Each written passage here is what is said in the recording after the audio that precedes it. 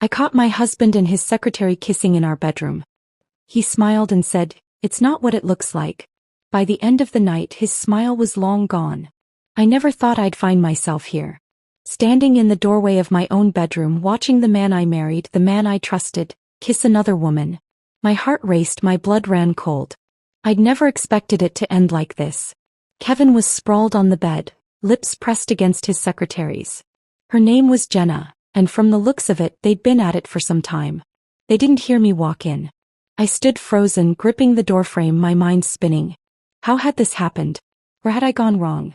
Before we dive into Kimberly's journey of empowerment, I just want to take a moment to thank all of you for being part of this incredible community. If you're finding these stories of strength, resilience, and revenge engaging, don't forget to hit that subscribe button. It's completely free and helps us continue to grow this amazing community. Now, let's jump into the story and see what Kimberly decided to do when her world was turned upside down. Kevin pulled away from Jenna, turning to face me with that familiar smile. The smile he always used when he thought everything could be fixed with charm. But today that smile felt like a slap in the face. "It's not what it looks like," he said with that same lazy grin.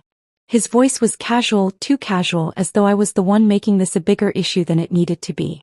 My fists clenched and I had to fight the urge to scream, to throw something. I could feel the tears building up, but I didn't let them fall. "Not yet. I don't think I need an explanation, Kevin," I said, my voice trembling, but I kept my composure. I turned away from the doorway, closing it softly behind me. No drama, no confrontation. I wanted to think. I needed a plan. Over the next few hours, I tried to process everything. I could hear Kevin's muffled voice calling out to me from the other side of the house. He was apologizing. Or maybe trying to explain himself. But I couldn't bring myself to listen. I didn't want his words anymore. They were hollow, empty promises I'd heard too many times before. I sat at the kitchen table, staring out the window, the weight of betrayal sinking in like a stone. How long had this been going on? Were there others? Was this just the one affair? Did I even want to know the answer? It didn't matter. Kevin had made his choice. And now it was time for me to make mine. The thought of him smiling as he explained himself, as if everything would just be forgiven with a few pretty words, made my blood boil. He'd crossed a line and I wasn't going to let him get away with it. He needed to face the consequences of his actions. I reached for my phone, my fingers hesitating for a second. Could I really do this? Could I really ruin his life? But then I remembered his smirk, his unremorseful attitude. He didn't deserve mercy. He had stolen something from me, something I couldn't get back. Without a second thought, I dialed the number of his boss. "Mr. Holloway." A cold sweat formed on my brow as the line rang, but I didn't hesitate. I knew what I had to do. When Mr. Holloway picked up, his voice professional, calm, I was blunt. "I need to talk to you about Kevin," I said, my voice steady despite the storm raging inside. "He's been having an affair with his secretary, Jenna, and I just caught them in our bedroom." There was a long pause on the other end of the line. I could almost hear him processing the information. Kevin had always been the star employee, the charming one. But there was no going back now. I wasn't about to sit here in silence while he lived a life built on lies. "I have proof," I continued, "and I'll be sending it to you. I thought you should know what kind of man you're keeping on your team." Mr. Holloway didn't say much. He just thanked me for the information and said he would handle it. I hung up, my hand trembling but a strange sense of relief washing over me. I had done it.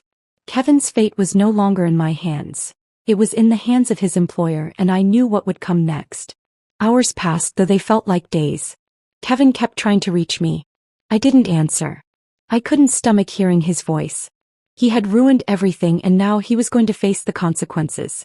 Finally, as night began to fall, I heard the sound of a car pulling into the driveway. My heart skipped a beat. Kevin was home.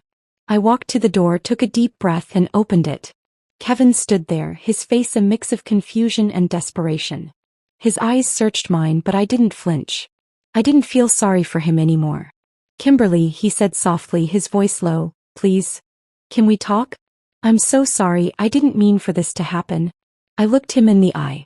His words felt like nails scraping against a chalkboard. He still didn't get it. He still thought he could talk his way out of it. "You should have thought about that before you kissed her in our bed," I said, my voice sharp, cutting through the air between us. "You didn't just hurt me, Kevin. You've destroyed everything we built together. He opened his mouth to argue, but I raised a hand, silencing him. Don't, I said. I've already made the call. His face paled as the words sank in. What? He asked, his voice cracking. What call? The call to your boss, I said, watching as his world began to crumble. You're fired, Kevin. You're done. You don't get to do this to me and still keep your job. You're not that lucky. His eyes widened in shock, his lips moving but no words coming out. He looked as if he had been struck. Pack your things, I said coldly. I don't want you here anymore. I turned away, walking into the living room as I heard him stumble through the door behind me. The sound of him collecting his things echoed in the silence of the house. I could feel a strange sense of satisfaction rising within me, but it was more than that. I felt empowered. I had taken control. He would never again hold power over me. When he left, I stood in the doorway watching him walk away with nothing but a box of his belongings. And just like that, Kevin's smile was gone, replaced by the bitter taste of his own failure. It was only hours after Kevin had left, his suitcase and box of belongings a glaring reminder of how easily everything had changed. I stood by the window staring at the empty street, the cool breeze brushing against the glass, but I felt nothing but a deep emptiness in my chest. I couldn't call it grief. It wasn't that simple. This wasn't the kind of pain that comes with loss. No, this was something different. Betrayal. At that moment, I didn't just want to move on. I needed something more. A sense of control, of taking back what was mine. Kevin thought he could just waltz in and out of my life without consequences. He thought he could play me for a fool, and for years I let him. But that was over now. I glanced at the phone on the kitchen counter, the one that had been used for that one call. The call that had shattered Kevin's world. But the satisfaction that came with his firing had started to fade. Sure, I'd taken a piece of his power, but was it enough? No, something inside me told me it wasn't. The night stretched on and I found myself pacing. I needed more than just a small victory. I wanted him to feel the weight of the betrayal the way I had. I needed him to understand just how deep this cut went. I thought about his arrogance, about the way he'd dismissed me earlier, as though this was just a misunderstanding, a moment of weakness. And Jenna, what had she thought? That she could just step into my life, take my place and get away with it? No, I couldn't let them get off easy. They both needed to learn the consequences of what they'd done. By the time midnight rolled around, I had made up my mind. It wasn't just Kevin who needed to pay. Jenna too needed a wake-up call. I reached for the phone again, this time dialing a number that felt almost too easy. It was Kevin's number, the one he kept close to his side, always with him at work. The phone rang. It felt like an eternity, but I wasn't going to let the silence break me. When Kevin finally picked up, his voice was strained. Kimberly, what's going on? I let his name linger for a moment, letting the weight of it sit in the air. I could hear his discomfort, his uncertainty. I think we need to talk about your little affair, Kevin, I said, my voice level, not betraying the emotions that still churned inside me. I've been thinking, and I don't think Jenna should be left out of this conversation.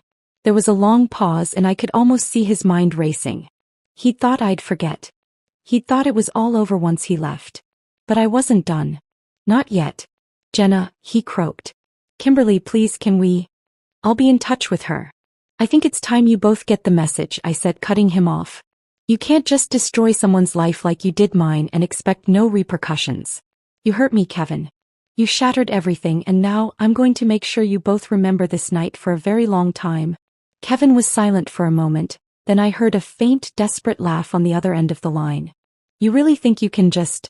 I already did, I said, my voice calm but firm. This is only the beginning. I'll make sure your little secretary knows that some things aren't so easy to take without consequences. You both will regret this. You'll regret ever thinking you could outsmart me. I hung up before he could say anything else. I wasn't going to let him talk me down to make me second-guess my decision. He had made his bed and now he would lie in it. Jenna too would face the music. The next morning, I wasn't surprised when I received a message from Jenna. She knew something was wrong and as expected, she reached out. The arrogance that had filled her voice the night before when she kissed Kevin in my own home was now replaced with an anxious tone. I'm sorry, Kimberly. I don't know how this happened, the message read. I didn't mean for it to go this far. Please, can we meet? I want to explain. I stared at the phone for a moment, considering my options. A part of me wanted to ignore her, to let her stew in her own guilt. But another part of me knew that meeting her, facing her, would bring me the closure I needed. It was time to confront her face to face. I agreed to meet her at a small coffee shop in the middle of the afternoon, a place where we could talk without distractions. When I arrived, Jenna was already there, her eyes red-rimmed, her face drawn in an expression of guilt and regret. The moment she saw me, she stood up, but I could see the unease in her posture. "Kimberly, she started, but I cut her off. "Save it," I said coldly, walking toward her and taking a seat across from her. I didn't want to hear excuses or apologies. I wanted to hear the truth and nothing less. "I know what happened between you and Kevin," I continued. "And I know that you're sorry. But sorry doesn't fix things. Sorry doesn't make up for the damage you've done." She opened her mouth to respond, but no words came out. I could see her shaking slightly. "You didn't just sleep with my husband, Jenna," I said, my voice low and steady. "You took everything from me. And now, I'm going to make sure you understand exactly what that means." Her eyes widened in horror, but I didn't stop there. "I already spoke to your boss," I said, a smirk tugging at the corner of my mouth. "Your little affair didn't stay a secret for long." Jenna's face drained of color. I could feel her panic in the air between us. This was it. This was the reckoning. "Maybe you'll think twice before you step into someone else's life again," I added, my voice ice cold. I stood up to leave, feeling a sense of triumph wash over me. For the first time in what felt like forever, I had the control. Kevin and Jenna's world was crumbling, and there was nothing they could do to stop it. As I walked away from the table, I realized something. This wasn't about revenge anymore. This was about reclaiming my power, about remembering who I was and who I could be without them. And that, in the end, was the sweetest victory of all. The following day, the phone call from Kevin's boss came earlier than I expected. His voice was clipped, controlled, as though he had prepared himself for the conversation. I could almost hear the tension in his words. "Kimberly, I received a report. Kevin has been involved in a serious situation at the office, and I'm trying to get to the bottom of it." I took a deep breath, holding back the satisfaction threatening to bubble up.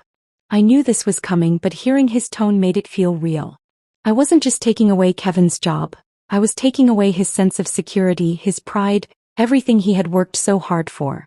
"I don't think there's any need to get to the bottom of it," I said calmly. "Kevin's been keeping a few secrets from you, and I'm afraid you've been kept in the dark about his personal life. The one involving his secretary." Silence. Then a sharp intake of breath. "Kimberly, you're talking about Jenna, aren't you?" His voice cracked. There was no doubt left now. He knew exactly what I meant. The pieces had fallen into place, and all I had to do was give him the final push. "I'm afraid so," I said, feeling the power of the moment settle over me. "I don't think you're going to want your employees in a relationship like that. Not when it involves breaking trusts and disrupting families." I could hear him shifting in his chair, the unease mounting in his voice. "You can't possibly be serious. Kevin is a good worker. He's reliable.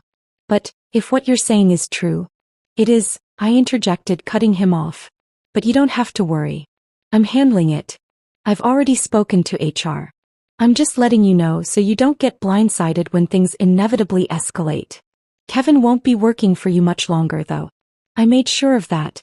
There was a brief silence on the other end, then the sound of a desk chair squeaking as if Kevin's boss was adjusting himself. I'll handle this from here, Kimberly," he said, his voice laced with hesitation. "I don't want to make any rash decisions, but it's clear there's more to this than I realized." "I'm sure you'll do what's right," I said, my tone polite but firm. There was no going back for Kevin now, and I had made sure his boss knew what kind of man he had been working with. When I hung up the phone, I felt strangely empty. Sure, I'd secured the ultimate revenge, but now what? Was I going to continue living this way, constantly calculating the next move in some twisted game of retribution? It wasn't like I didn't feel satisfaction. I did. But it was tinged with a sense of hollowness. What Kevin had done was unforgivable, but would destroying his career really fix everything? Was that the redemption I was seeking? I pushed those thoughts aside, trying to focus on the next steps. Kevin wasn't the only one who needed to feel the weight of this betrayal. Jenna had a part to play in all of this too. She wasn't going to get off scot-free, no matter how guilty she appeared when I confronted her. No, I had a few plans in mind for her as well. The following afternoon, I sat down with a glass of wine in hand, my phone gripped tightly in my fingers.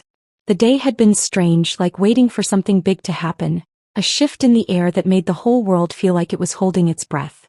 I needed to find closure, a way to put an end to this chapter. The revenge wasn't enough. There needed to be a finality to it. That's when I made the decision. I was going to confront Jenna again.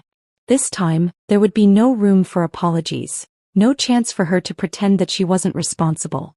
I would lay everything out on the table and let her see just how far I was willing to go to ensure she felt the consequences of her actions. I dialed her number, watching as the screen lit up with her name. She picked up after the third ring, her voice shaky from the very beginning. "Kimberly," she asked cautiously, as though she already knew why I was calling. "Don't pretend you don't know why I'm calling," I said coldly. "I think you've been keeping your own secrets, haven't you? You and Kevin, that little affair of yours. You've ruined my life, Jenna, and now it's time for you to face the music." There was a brief silence before Jenna spoke again, her voice barely audible. I didn't mean for this to happen. I never meant to hurt you, Kimberly. I'm sorry," she stammered, the regret dripping from every word. "Sorry," I echoed, the word tasting bitter in my mouth. "Sorry doesn't fix anything, Jenna. You and Kevin thought you could get away with this. Laugh behind my back, take everything I built with him. Well, you were wrong. You'll regret this for a long time." Her breathing quickened, and I could sense her desperation through the phone. I could almost picture her wringing her hands, sitting there, trying to come up with something that would undo everything she'd done.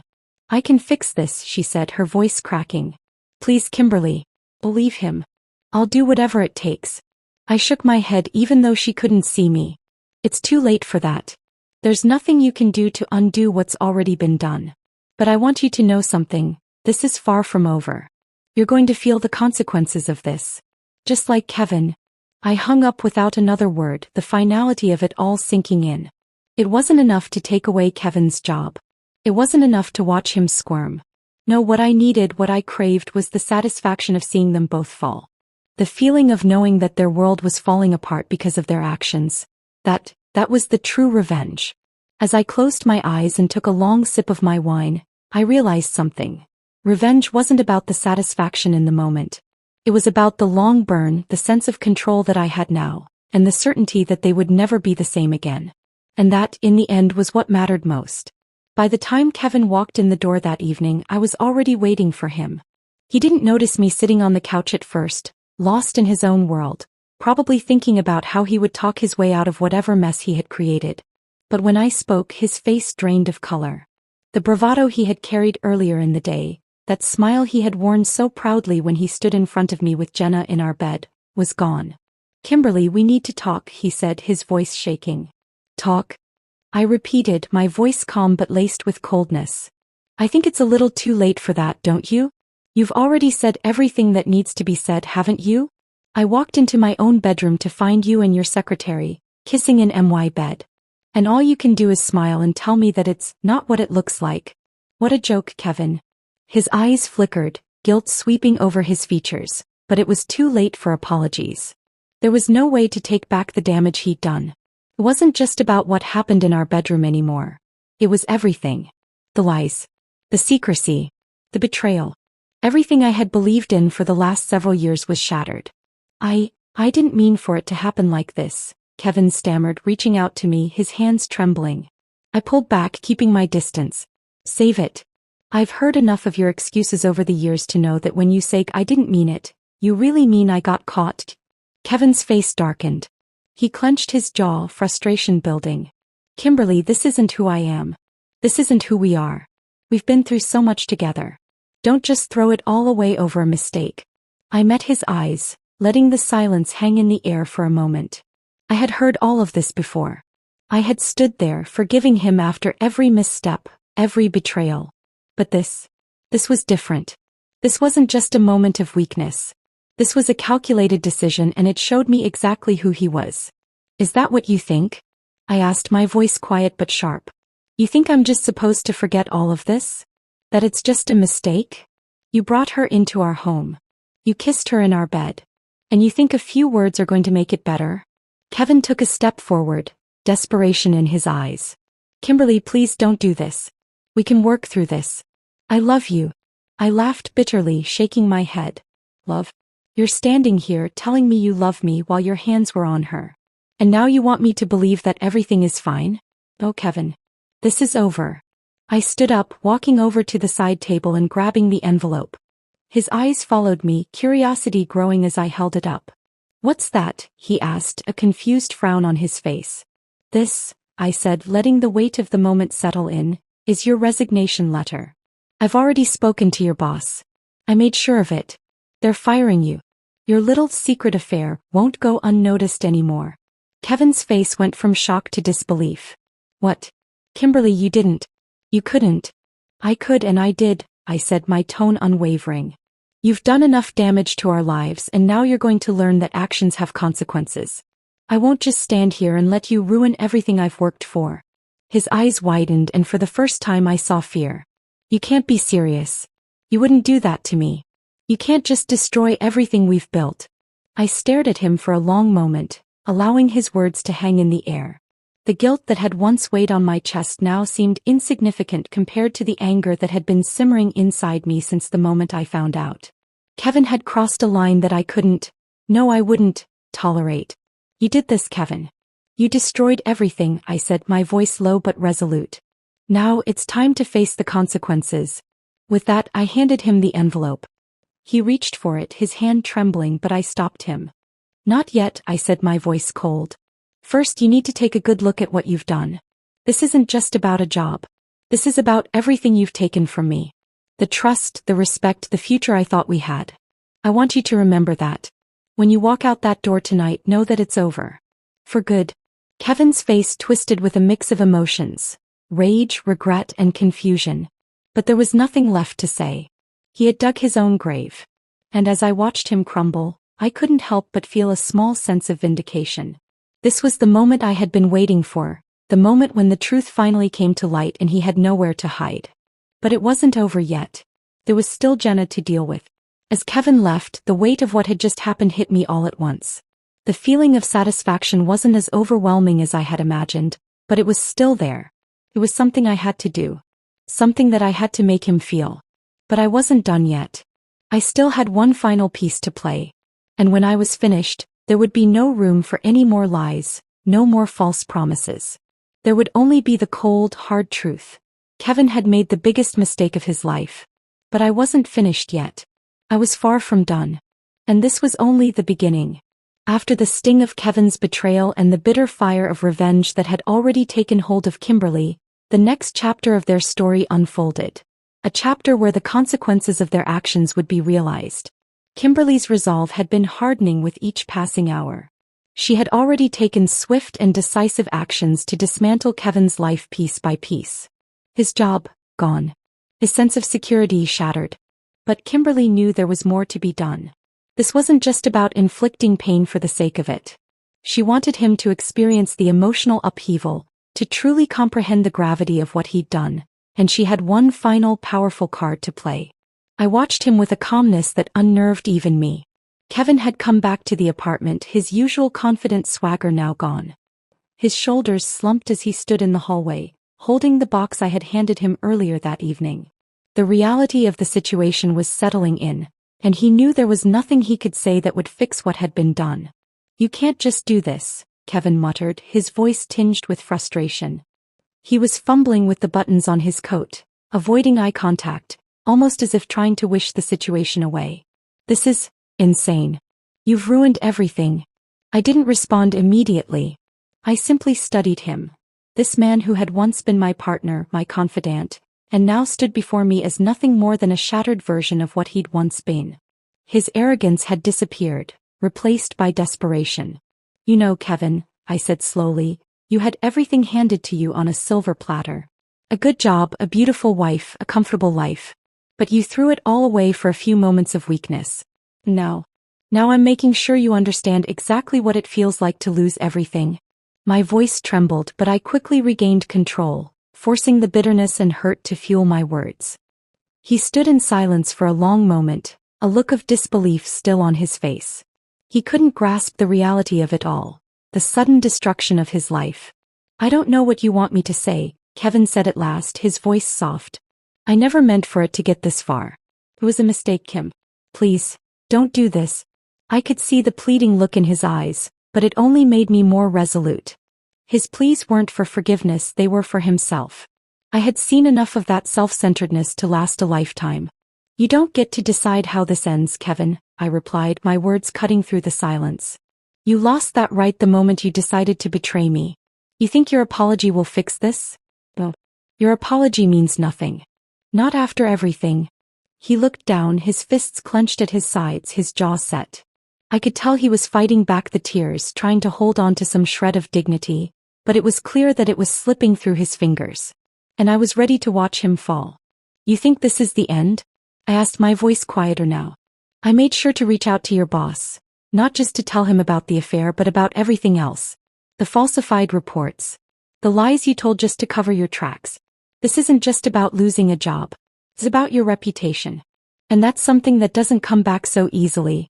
Kevin's face drained of color as the full weight of my words hit him. You contacted them? I nodded slowly, watching his panic build. The confident, powerful man I had once known was breaking down right before me, and I felt no sympathy. He had destroyed every ounce of trust we had, and now he was left with nothing. I don't need to explain everything to you, I continued, but what you don't realize is that this wasn't just about revenge. This was about teaching you a lesson you'll never forget. You'll never forget what it feels like to have everything ripped from you, because that's exactly what you did to me. You ruined me, Kevin. You shattered everything. His hands fell to his sides, his expression hollow. He had no fight left in him. For the first time in what felt like years, I saw him as I should have seen him all along. Weak, desperate, and broken. You think I'm the bad guy here? Kevin asked, his voice a mix of anger and disbelief. You're the one who's making me pay for something that wasn't even that big of a deal. It was a mistake, Kim. You've made it into something far worse than it ever was. I stepped closer to him, my expression hardening. A mistake? You call betraying your wife, a woman who trusted you, who stood by you, a mistake? Well, this was calculated. You planned this. And now you're going to deal with the consequences. His eyes softened for a second, but the facade of bravado quickly returned. What do you want from me? He asked, his voice almost pleading now. I want you to understand that actions have consequences, I said quietly. I want you to remember every moment of this. Because when you leave here tonight, when you walk out that door, everything you've ever known will be gone. And it will never come back. I watched him process my words, and for the first time, I saw a flicker of something resembling realization. It was as if the weight of what I had done had finally broken through the cloud of self-pity he had been living in. You're right, he said softly, almost to himself. I've lost everything. Good, I replied, my voice steady. And now, I want you to walk out of here and remember that this is what happens when you betray someone who loved you. When you lie and deceive, there's no going back. I didn't say another word as I turned and walked away, leaving him standing there, his life in pieces. The sound of the door closing behind me echoed through the apartment as I left him with the consequences of his actions. It was over. The satisfaction from seeing Kevin lose his job was fleeting. As I closed the door behind him that night, a strange silence enveloped me. My heart wasn't filled with triumph like I had expected. It wasn't filled with satisfaction, not really. It was just empty.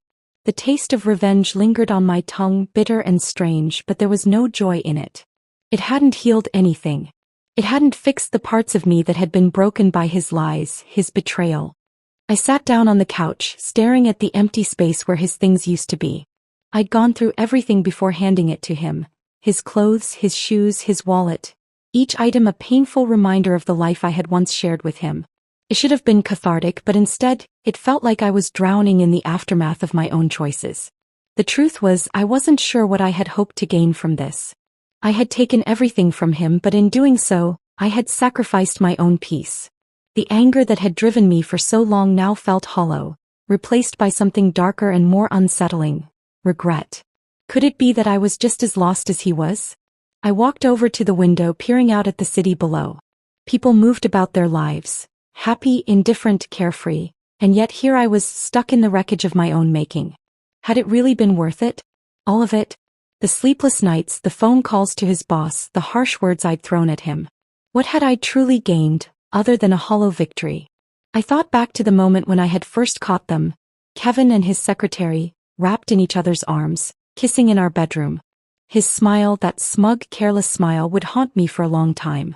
But now it was replaced by the image of him standing there, begging for mercy, his face contorted with disbelief and anger. It was then that I realized the extent of his arrogance, the way he thought he could get away with everything. And yet, even now I found myself wondering, was this enough? Was seeing him lose his job, his reputation, his standing in the world, enough to make up for the betrayal? No, it wasn't. Because in the end, revenge wasn't a remedy. It didn't heal the wounds, it just added layers of bitterness, of resentment. My heart had been scarred in ways I didn't fully understand, and no amount of revenge could ever undo that. A knock at the door interrupted my thoughts. I stood frozen for a moment, wondering if it was Kevin coming back to beg for my forgiveness. But it wasn't. It was Sarah, my best friend, standing in the doorway with a worried look on her face. "Kimberly," she asked gently. "Can I come in?" I stepped aside, allowing her to enter. Sarah had always been my sounding board, the one person I could trust completely. I sat back down on the couch, running a hand through my hair, feeling the weight of everything crashing down on me. "What's going on?" Sarah asked, her eyes scanning my face. "You don't look like someone who just got revenge." I chuckled bitterly. "I guess it's not as satisfying as I thought it would be." She sat down beside me, her voice soft but firm. "I know you're hurt, Kim. I know what Kevin did to you. But this isn't you. You're not the type of person who seeks out revenge." "I used to think that," I replied, my voice shaking with emotion. "But when he did what he did, when I found out the truth, it changed me. I couldn't just sit back and let him get away with it. He needed to know what it felt like. He needed to feel the consequences of his actions." Sarah's gaze softened and she placed a hand on my shoulder. "I get that. I really do. But revenge doesn't fill the emptiness, Kim. It only leaves you more hollow than before. You've got to heal, to find a way to let go of this. For you, not for him." I shook my head, feeling tears prick at the corners of my eyes. "I don't know if I can. I don't know how to move on from this." Sarah gave me a small, understanding smile. "I'm not saying it's easy. It never is. But you've got to take back control of your own life. Don't let him continue to dictate how you feel. You're stronger than this." I wanted to believe her. I really did. But in that moment I couldn't see the way out. I had spent so long focusing on making Kevin pay for what he'd done that I had forgotten to take care of myself. The revenge, the anger, the hurt, it had consumed me, and now I was left with nothing but the aftermath. Sarah stood up and walked to the door. "I'm here for you always. But you've got to find your own way forward, Kim. For you." As she left, I was left alone with my thoughts, the silence settling in once more. I realized something in that moment. Revenge might have been the answer for a while, but it wasn't the end game. If I ever wanted to find peace, if I ever wanted to move forward, I needed to find a way to heal. I had to stop letting him control me, even from a distance. I had to let go. And for the first time in a long time I felt a glimmer of hope. It wouldn't be easy, but I knew that this chapter was over. The next one, though, that was still unwritten. After Kevin was fired, I couldn't help but feel a deep sense of satisfaction. It was as if a weight had been lifted from my shoulders. For years, I had silently endured his betrayal, but now, for the first time in what felt like an eternity, I was in control. As I sat at the kitchen table that evening, I could hear the front door creak open. Kevin had returned home, but something was different. His steps were heavier, his shoulders slumped as if the world had come crashing down on him. When he walked in, his face was a mask of frustration, but I could also see the fear beneath it. Without saying a word, I stood up and handed him a small box. "Your things," I said coldly, trying to mask the mixture of emotions that were bubbling inside me. It felt surreal, watching him stand there broken in front of me. Kevin looked at the box, then back at me. "You had no right to do this. You can't do this," he muttered, his voice shaky. But there was no anger in his tone anymore, only the helplessness that came from losing everything. "You shouldn't have done what you did, Kevin," I said quietly, my voice trembling slightly. "You've crossed a line that's impossible to come back from." I watched him as he opened the box slowly, his fingers trembling. He wasn't even trying to hide the desperation in his eyes. His belongings, clothes, a few old books, and his wedding ring, sat in that box like evidence of a life he thought he could keep. I felt nothing but a strange numbness as I watched him. I'll find another job," he said, trying to regain some semblance of composure. But his words felt hollow, like he was trying to convince himself. "You will," I replied, but don't think for a second I'm going to make it easy for you. My heart pounded in my chest. I was both afraid and exhilarated by the power I now held over him. He had destroyed our marriage and now I was making him feel the consequences. He looked at me, pain flashing in his eyes. Kimberly, please. I never meant to hurt you. It was a mistake. It didn't mean anything. I couldn't hold back the laugh that escaped my lips, bitter and cruel. A mistake? You've been sleeping with your secretary for months and you call it a mistake? I could see the guilt and remorse starting to creep into his eyes, but it was too little too late. There was no going back now. You were never sorry when you did it, I said, my voice growing colder. You thought you could have it all. The career, the affair, the family. But now look at you. He stepped closer but I took a step back, holding up the box between us like a barrier. Don't come near me, Kevin. You made your choices and now you'll have to live with them. The silence stretched between us. I could feel his eyes on me but I couldn't bring myself to look at him anymore. I was done. The man I thought I loved, the man who had been my partner for so long, was now a stranger to me. And I was no longer the woman who would stand by him no matter what. I want you to leave, I said, my voice firm. Now. His face twisted in disbelief. Leave? You want me to leave? This is my house, Kimberly. You can't just kick me out like this. But I could. I had the right and he had lost the privilege of calling this place home. He had chosen his own path and now he had to walk it alone. I've already called a few people, I said, my voice calm. Your things are being packed up and I'm having them sent to your sister's place. You won't be staying here anymore. It's over. Kevin's face went pale, his mouth opening and closing as if he wanted to say something, but no words came out. I wasn't interested in his excuses anymore. He had broken me for the last time. Without a word, he turned and stormed out of the house, slamming the door behind him. I didn't feel relief, nor did I feel victorious. I only felt a deep, hollow ache in my chest that reminded me of how much I had given to this marriage, how much I had sacrificed. But in that moment I knew that I had done the right thing. Kevin had lost everything. And I had finally taken back control of my life.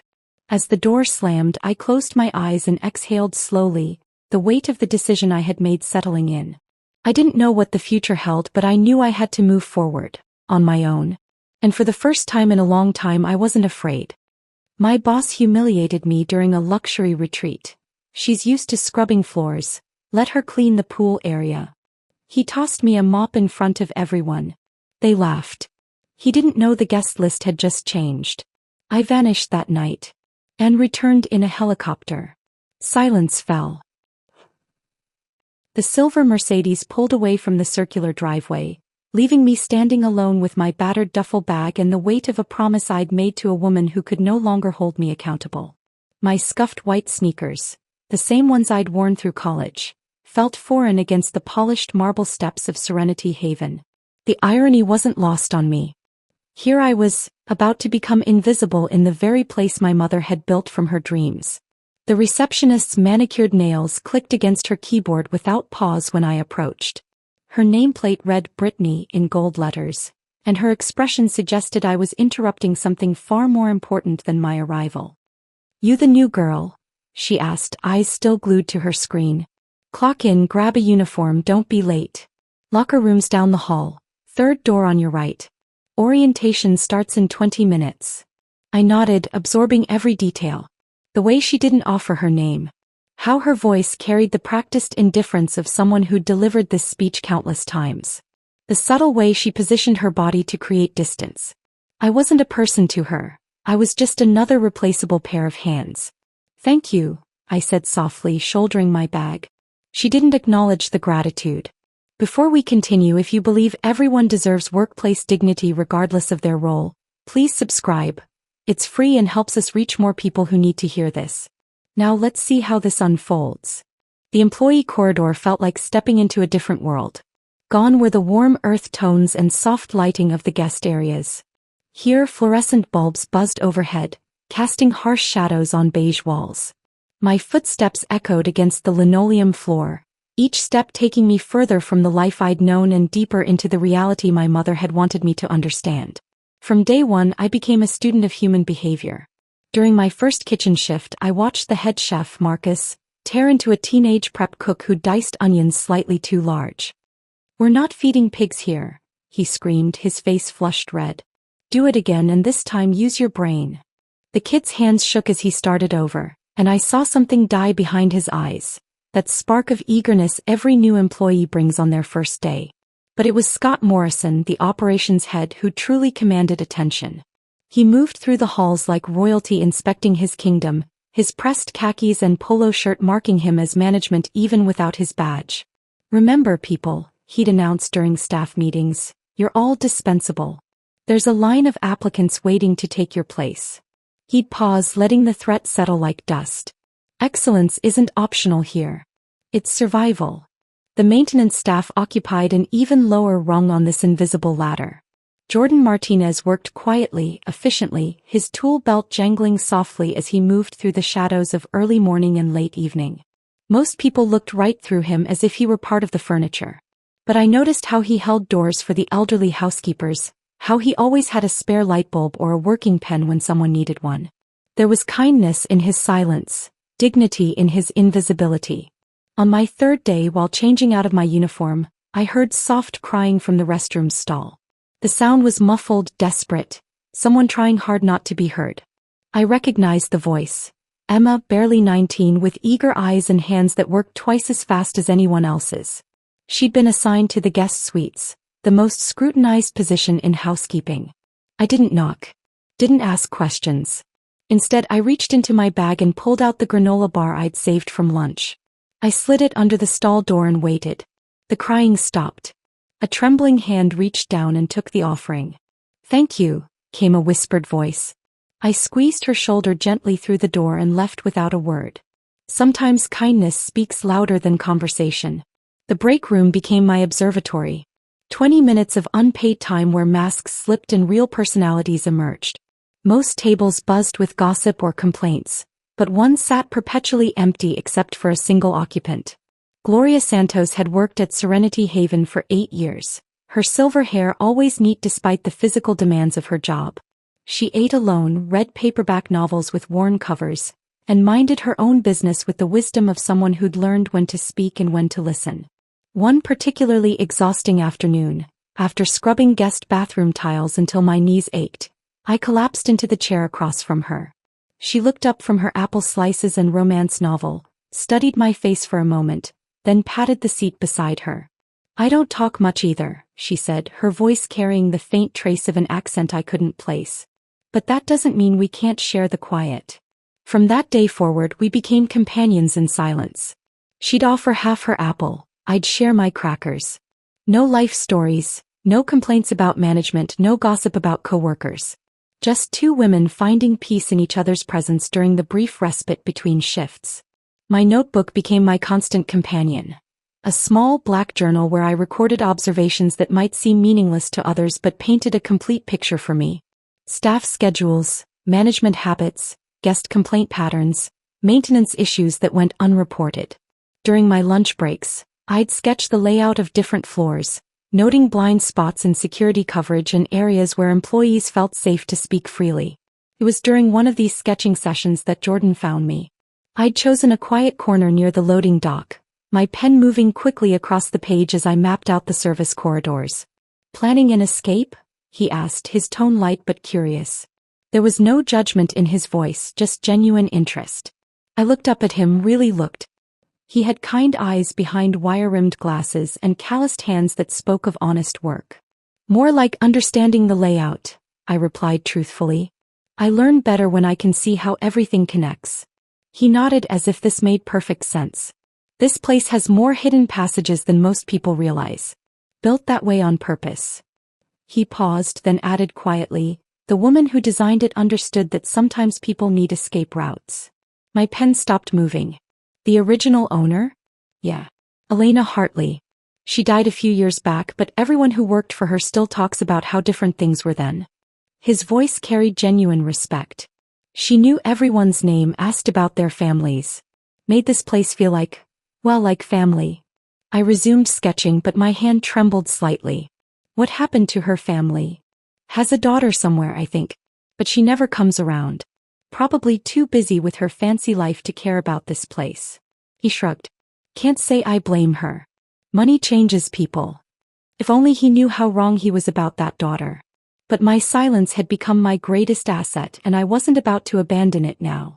Instead, I simply smiled and returned to my drawing, adding one more note to the growing collection of truths I was gathering about my mother's legacy, and the people who were either destroying it or desperately trying to preserve what remained of her vision. The email arrived on a Tuesday morning, marked with red exclamation points and Scott's signature aggressive tone. VitaTech Industries full facility booking. Zero tolerance for mistakes. Smile wider, speak less, be invisible. The tech company's logo gleamed from the header. A sleek, modern design that promised innovation and disruption. What they disrupted, I would soon discover, was any remaining shred of dignity I thought I could maintain. The preparation was military-grade intense. Extra housekeeping shifts, kitchen staff working double time, and groundskeepers trimming every blade of grass to perfection. Scott prowled the corridors like a general before battle, his clipboard clutched tight, barking orders with unprecedented fervor. "These people pay more in a weekend than most of you make in 6 months," he announced during the emergency staff meeting. "Act accordingly." I drew the short straw, pool and patio duty under the merciless July sun. While other staff retreated to air-conditioned interiors between tasks, I spent my days scrubbing pool tiles, arranging lounge chairs in precise geometric patterns, and polishing glass surfaces that reflected the blazing heat back into my face. My uniform, already faded from countless washes, grew darker with sweat stains that no amount of laundering could eliminate. The VitaTech executives arrived in a convoy of black SUVs, their designer luggage handled by bellhops while they swept into the lobby wearing expensive casual wear, the kind of calculated informality that costs more than most people's monthly rent. I watched from behind the pool house, noting how they moved with the confidence of people who'd never questioned their right to occupy space. By the second day, the heat had become unbearable. The pool deck radiated warmth even through my rubber-soled shoes, and the metal handles of my cleaning equipment burned my palms. I found myself taking frequent breaks in the shade, pressing cold water bottles against my wrists to cool my overheated blood. None of the guests seemed to notice the temperature. They lounged comfortably under market umbrellas, their drinks perpetually refreshed by attentive servers. The wine mixer was scheduled for Friday evening, the crown jewel of their retreat package. String lights twinkled overhead, casting romantic shadows across the patio where I'd spent the week scrubbing. A jazz quartet played softly while servers circulated with champagne flutes and artisanal canapés. I was assigned to maintain the perimeter, emptying ashtrays and collecting abandoned glasses with the ghostly efficiency of good help. Scott appeared at my elbow as I bent to retrieve a discarded napkin. His cologne was overpowering in the evening heat, a cloying sweetness that made my stomach turn. "Make sure you stay busy," he hissed, his voice low enough that nearby guests couldn't hear. "These people don't want to see you standing around." I nodded, continuing my circuit. The conversations around me buzzed with industry jargon and corporate gossip. Acquisitions, market disruptions, personnel changes discussed with the casual cruelty of people who viewed human resources as exactly that, resources to be optimized or discarded.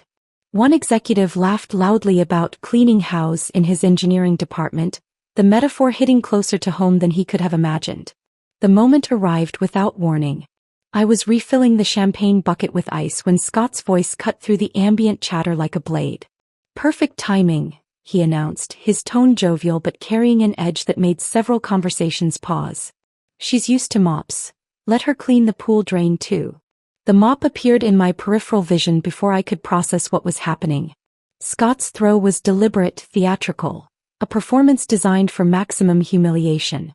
The wooden handle struck the edge of the champagne bucket with a metallic clang, sending ice cubes scattering across the patio stones. Champagne splashed onto my apron, the bubbles catching the string lights like liquid diamonds. The silence that followed felt infinite.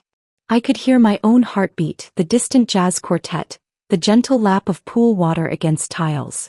Then came the laughter, not the warm, inclusive laughter of shared joy, but something sharp and predatory.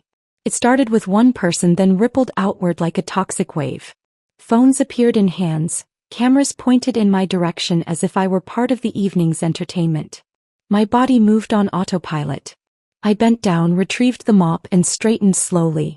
My hands shook, Not with fear but with a rage so pure it threatened to consume me from the inside. Every fiber of my being screamed to unleash years of business school training, to reveal exactly who they were laughing at, to watch their faces crumble as they realized their mistake. Instead I turned and walked away. Each step felt like lifting concrete blocks, but I kept my spine straight and my chin level. The laughter followed me across the patio, through the pool gate, past the carefully manicured gardens my mother had designed. It echoed in my ears even after I'd reached the safety of the service corridor. From the kitchen window I caught sight of Gloria. She stood at the industrial sink, her hands motionless in the soapy water, watching the scene unfold with an expression I'd never seen before. Her gentle features had hardened into something resembling granite, and her eyes held a fury that made my own anger seem pale by comparison. She saw me looking and gave the slightest nod, not sympathy but recognition. She understood exactly what had just happened. But one woman in that crowd hadn't laughed. Nina Foster sat at a corner table, her wine glass untouched, her face a mask of professional composure that barely concealed her disgust. I'd noticed her earlier in the week. She asked servers their names, said please and thank you, and left her own towels folded neatly when she left the pool area. An anomaly in a group that treated service staff like decorative objects. Later, as I methodically wiped down lounge chairs in the fading light, she approached. Her footsteps were measured, deliberate, giving me time to compose myself. "Excuse me," she said quietly, her voice carrying genuine respect. When I looked up, she pressed a business card into my palm with practiced discretion. "If you ever need a witness, or a lawyer," she whispered, her eyes meeting mine with unmistakable sincerity. The card was elegant, expensive. Nina Foster, Employment Law, with a prestigious firm's letterhead. I slipped it into my apron pocket without a word, but she saw the gratitude in my eyes before turning away. That night, I folded towels for the last time in the laundry room that had become my second home.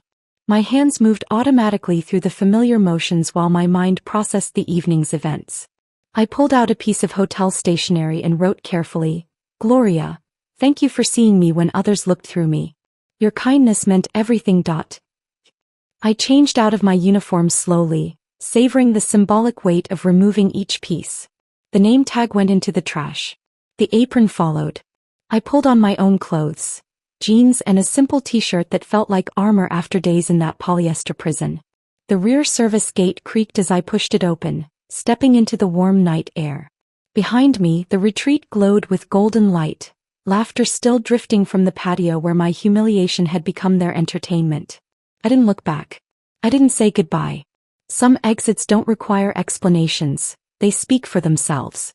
The black SUV's headlights cut through the darkness as I approached the main road, my footsteps echoing against the asphalt. Davis stepped out of the driver's seat, a man in his 60s with silver hair and the quiet dignity of someone who'd spent decades perfecting the art of discretion. He didn't ask questions, didn't comment on my disheveled appearance or the fact that I was leaving through the service entrance at nearly midnight. "Mr. Lincoln's expecting you," he said simply, opening the rear door with practiced efficiency. The leather seats felt foreign after weeks of plastic break room chairs and metal lockers. As we pulled away from Serenity Haven, I watched the golden lights shrink in the side mirror until they disappeared entirely behind a curtain of oak trees. The 40-minute drive passed in complete silence. No radio, no small talk, just the steady hum of tires against pavement and my own thoughts churning like storm clouds. Davis understood the weight of moments like these. Transitions that required space to breathe, to process, to prepare for what came next. His eyes met mine once in the rearview mirror, a brief acknowledgement that conveyed more understanding than words ever could. The Lincoln estate sat nestled in rolling hills, its Victorian architecture softened by climbing ivy and wraparound porches that spoke of Sunday afternoons and sweet tea. Warm light spilled from the windows and I could see Dad's silhouette pacing in his study, a habit he'd maintained since I was a child, walking the perimeter of his thoughts until they settled into clarity. He met me at the front door before I could knock, a steaming mug of coffee already in his hands. Richard Lincoln had been my mother's attorney, business partner, and closest friend for over 20 years. When she died, he'd become something more, the keeper of her secrets, the executor of her impossible dreams, and my reluctant guardian through this year-long odyssey of discovery. "You could have left after month 2, he said, handing me the coffee. His voice carried the weight of someone who'd watched me endure far more than any daughter should have to bear in the name of honoring her mother's wishes. The Tennessee kitchen incident was enough to prove the point. I wrapped my hands around the warm ceramic, letting the heat seep through my palms. "Mom would have stayed the year," I replied, settling into the familiar leather chair across from his desk. "She would have seen it through to the end no matter how difficult it became." Dad, I'd called him that since I was 12, leaned back in his chair and studied my face with the practiced eye of someone who'd negotiated million-dollar deals by reading subtle expressions. "Tell me about tonight," he said quietly. I recounted the evening's events with clinical precision, watching his jaw tighten with each detail. When I reached the part about the mop hitting the champagne bucket, his knuckles whitened around his coffee cup. By the time I finished, the grandfather clock in the corner had chimed twice, marking the passage of time we could never reclaim. "Elena built Serenity Haven as a sanctuary," he said finally, his voice thick with memory. "After her cancer diagnosis, after months of treatments that stripped away everything except her determination to survive, she wanted to create something beautiful. Something healing." He stood and walked to the window, gazing out at gardens that mirrored the ones my mother had designed at the retreat. It wasn't always about corporate packages and executive bonuses. She envisioned a place where people could find peace regardless of their bank account. The original vision lived in photo albums he pulled from his filing cabinet. Images of families recovering from tragedy, support groups for cancer survivors, art therapy sessions for children with disabilities. My mother had poured her heart into every detail, from the meditation gardens to the wheelchair-accessible paths that wound through native wildflower meadows. Her will was unconventional, Dad continued, returning to his desk with a leather portfolio I'd seen countless times over the past year. "She could have simply left you the controlling stake in the company. Instead, she insisted you earn it by walking in the shoes of every person who would ever work for you." He opened the portfolio, revealing pages of handwritten notes in my mother's careful script. 1 year. Every entry-level position. No exceptions. I traced my finger along her words, feeling the indent of her pen against the paper. "She wanted me to understand the weight of leadership," I whispered. "She wanted you to understand the weight of humanity," he corrected. Elena knew that power without empathy becomes tyranny. She'd seen too many executives who viewed their employees as disposable assets rather than human beings with families, dreams, and dignity. The journey had taken me across 4 states and through 11 grueling months. Industrial kitchens in Atlanta, where I'd learned that burns and cuts were considered occupational hazards rather than safety failures. Laundry facilities in Nashville, where the heat reached dangerous levels and nobody complained because they needed the work. Guest services in Asheville, where I'd been screamed at by entitled customers who viewed service staff as emotional punching bags. Each position had taught me something different about the machinery of hospitality: how quickly turnover occurred when managers ruled through fear, how small kindnesses could transform someone's entire day, how dignity wasn't a luxury but a fundamental human right that too many employers forgot to provide. "Scott Morrison was the final test," I said, pulling out my notebook and sliding it across the desk. "Everything I observed, every conversation I overheard, every pattern of abuse I witnessed, it's all documented." Dad flipped through the pages, his expression growing grimmer with each entry. Staff turnover rates that approached 90% annually. Complaints that were filed and mysteriously disappeared. A toxic culture that had transformed my mother's sanctuary into exactly the kind of workplace she'd spent her life trying to reform. "We've seen enough," he said finally, closing the notebook with a decisive snap. His phone buzzed against the desk. A text message that made him smile for the first time all evening. "Your corporate identity has been activated. Stephanie Hartley, Vice President of Operations and Employee Relations. Your business cards arrived this afternoon." I pulled out Nina Foster's card, the elegant lettering catching the lamplight. "I'm ready," I typed into my phone, sending the message that would set everything in motion. The response came within minutes. "I'll be there Monday morning. Time to make this right." My next call went to human resources at our corporate headquarters. The night manager, accustomed to emergency situations, answered on the second ring. "This is Stephanie Hartley. I need complete internal complaint records for Serenity Haven, dating back 3 years. Also staff turnover reports, exit interview transcripts, and any documentation related to Scott Morrison's management practices. My voice surprised me, calm, clear, carrying the authority I'd inherited but never fully claimed until this moment. How quickly can you compile that information? We can have everything ready by Monday morning, Ms. Hartley. Is there anything else you need? Yes, I said, glancing at Dad, who nodded encouragingly. Schedule a full facility audit for Tuesday. And arrange for temporary management coverage. We may need to make some immediate personnel changes. After hanging up, I sat in the familiar silence of Dad's study, surrounded by law books and family photos that included images of my mother from happier times. The woman in those pictures radiated the same quiet strength I'd been trying to channel all year, the same determination to create positive change in a world that often rewarded cruelty over compassion. She'd be proud of you, Dad said softly, following my gaze to a photo of Mom cutting the ribbon at Serenity Haven's grand opening. Not because you're about to seek justice, though that matters.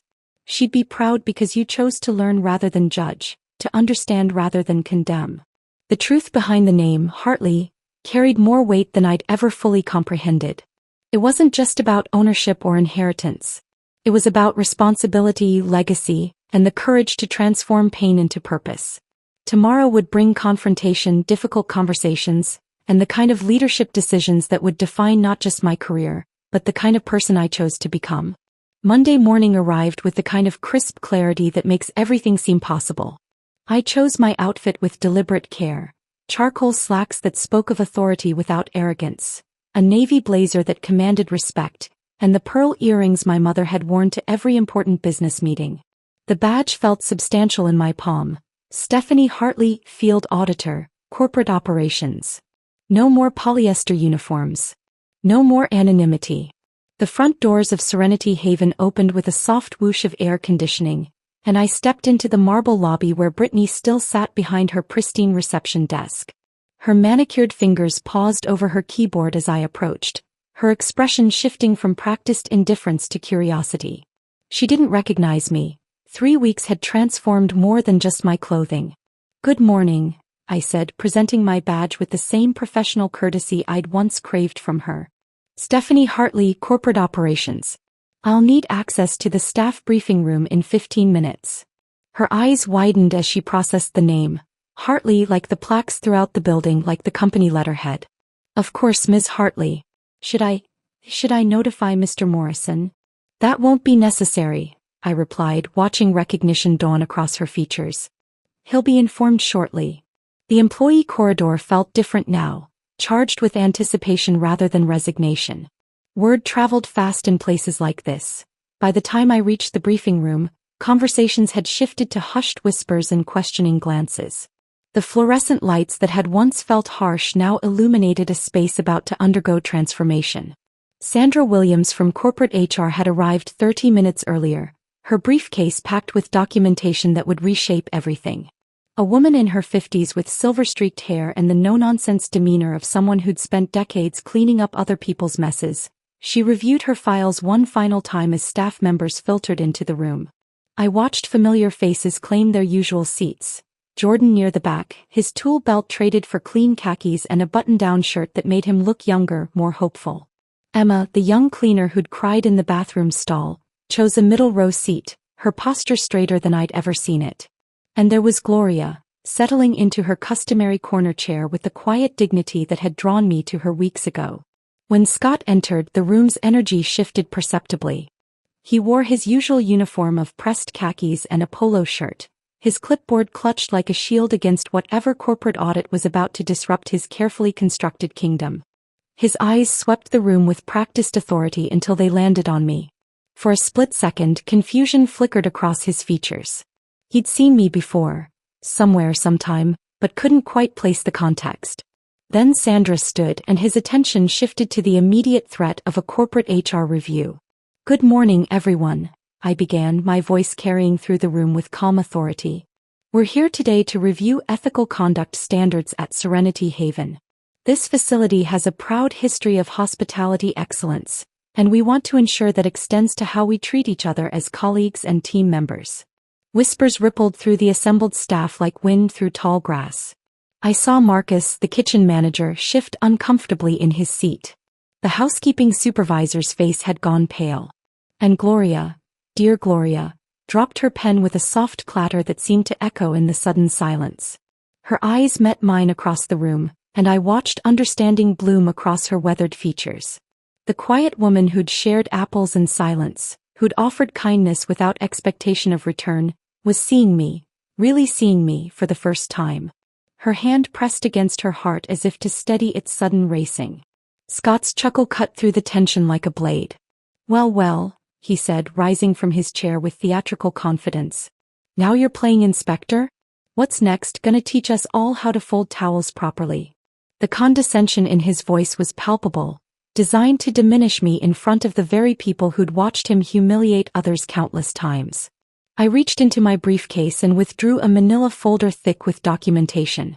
These are formal staff complaints and guest incident reports linked directly to your management practices, Mr. Morrison, I said, extending the folder toward him. 23 documented cases of workplace harassment, hostile behavior toward employees, and conduct violations spanning the past 18 months. His confident smirk faltered as he opened the folder. I watched his face drain of color as he recognized incident report after incident report, complaints he'd dismissed, grievances he'd buried, testimonies from staff members who'd finally found the courage to speak their truth. This is ridiculous, he sputtered, but his voice lacked its usual conviction. These people complain about everything. You can't run a business by coddling every. Mr. Morrison, Sandra interrupted, her tone carrying the weight of decades in human resources. Based on these documented violations and witness statements, corporate has approved your immediate suspension pending a full investigation. You'll need to surrender your access cards and any company property. The silence that followed was deafening. No one moved. No one breathed. Scott's face cycled through disbelief, anger, and finally a kind of desperate panic as the reality of his situation crystallized. He looked around the room, perhaps expecting someone to defend him, to speak up on his behalf. Instead, he found only the faces of people he'd spent months terrorizing, watching him face consequences for the first time. He stormed toward the door, his clipboard clattering to the floor as he shoved past Jordan's chair. This isn't over, he muttered, though whether to me or the room in general remained unclear. The door slammed behind him with a finality that seemed to release something in the air. Tension that had been building for months, fear that had kept good people silent for far too long. No one clapped. No one cheered. The moment was too heavy, too significant for celebration. Instead, there was a collective exhale, as if everyone had been holding their breath for longer than they'd realized. Later that afternoon, I found myself in the retreat's main conference room, facing the Vitatech executives who were scheduled to remain for 2 more days. Nina Foster sat in the front row, her expression unreadable but her presence deeply reassuring. The others arranged themselves in clusters, their expensive casual wear and confident postures marking them as people unaccustomed to being lectured about their behavior. 3 nights ago, I began, my voice steady despite the weight of what I was about to share. I stood in this very building wearing a housekeeping uniform, carrying a mop that had been thrown at my feet for your entertainment. Murmurs of recognition rippled through the group as memories clicked into place. You laughed. You took photos. You treated a human being's dignity as disposable for the sake of a moment's amusement. One woman in the back row dabbed at her eyes with a tissue, her face flushed with what I hoped was shame. Others shifted uncomfortably, suddenly finding their phones or the table surface infinitely interesting. But Nina sat with her arms crossed and her face radiating pride, the look of someone who'd chosen correctly when it mattered most. I want to tell you about the real cost of that laughter, I continued, and for the next 20 minutes I shared not just my story, but the stories of every person who'd ever been dismissed, degraded, or dehumanized in the name of someone else's entertainment. The room grew quieter with each word, the weight of collective responsibility settling over them like a heavy blanket. When I finished, the silence stretched long enough to feel permanent. Finally, the Vitatech CEO, a man who'd laughed loudest that night, cleared his throat. Miss Hartley, he said, his voice noticeably subdued, we owe you and your entire staff a formal apology. This isn't who we want to be as a company. It was a start. Not redemption perhaps, but recognition. And sometimes recognition is where real change begins. The Vitatech executives departed on Wednesday morning, their luggage heavier with the weight of uncomfortable truths. As their black SUVs disappeared down the winding driveway, I found myself standing alone in the employee break room, holding an object that had become far more than cleaning equipment. The mop, the same one Scott had thrown at my feet, rested against the wall where someone had carefully cleaned and positioned it. Jordan appeared in the doorway, a measuring tape in one hand and a curious expression on his face. "You sure about this?" he asked, eyeing the clear display case he'd helped me order from a local craftsman.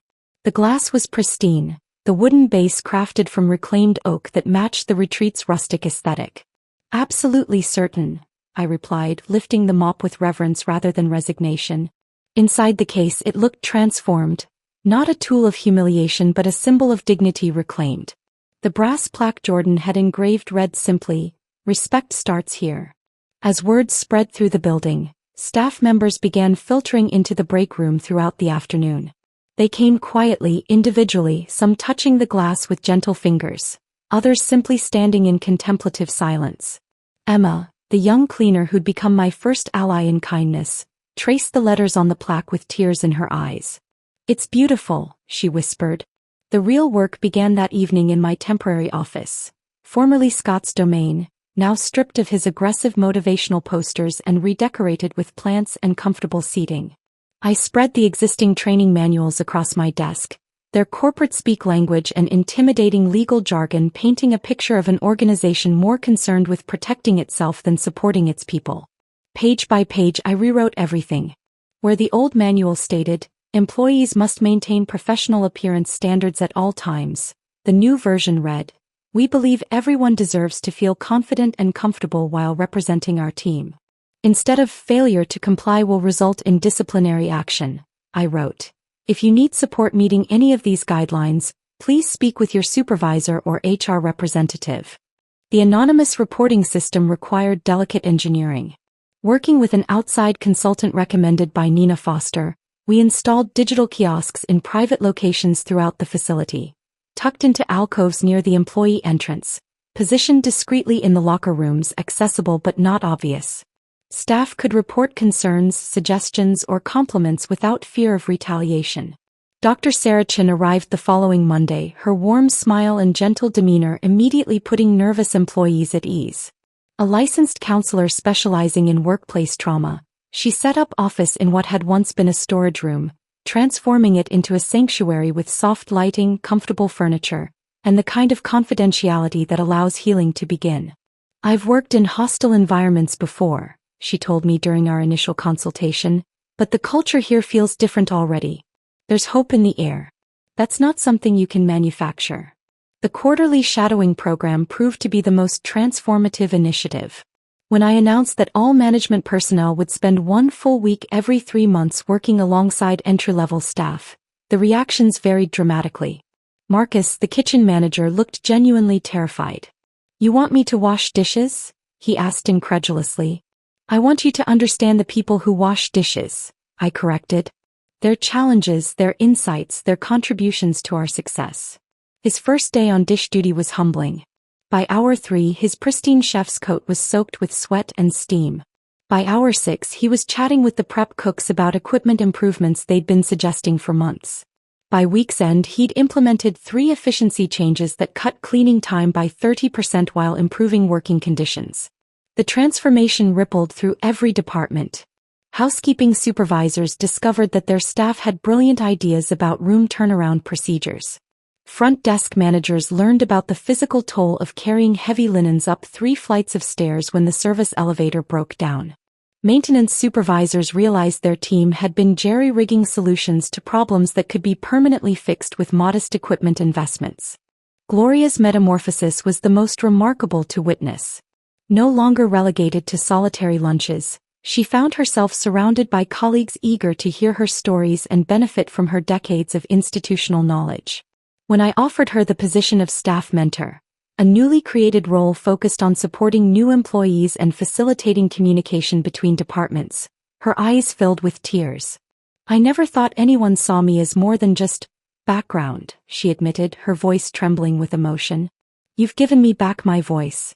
Jordan's promotion to facilities coordinator came with a 40% salary increase and the authority to implement the safety and efficiency improvements he'd been quietly noting for years.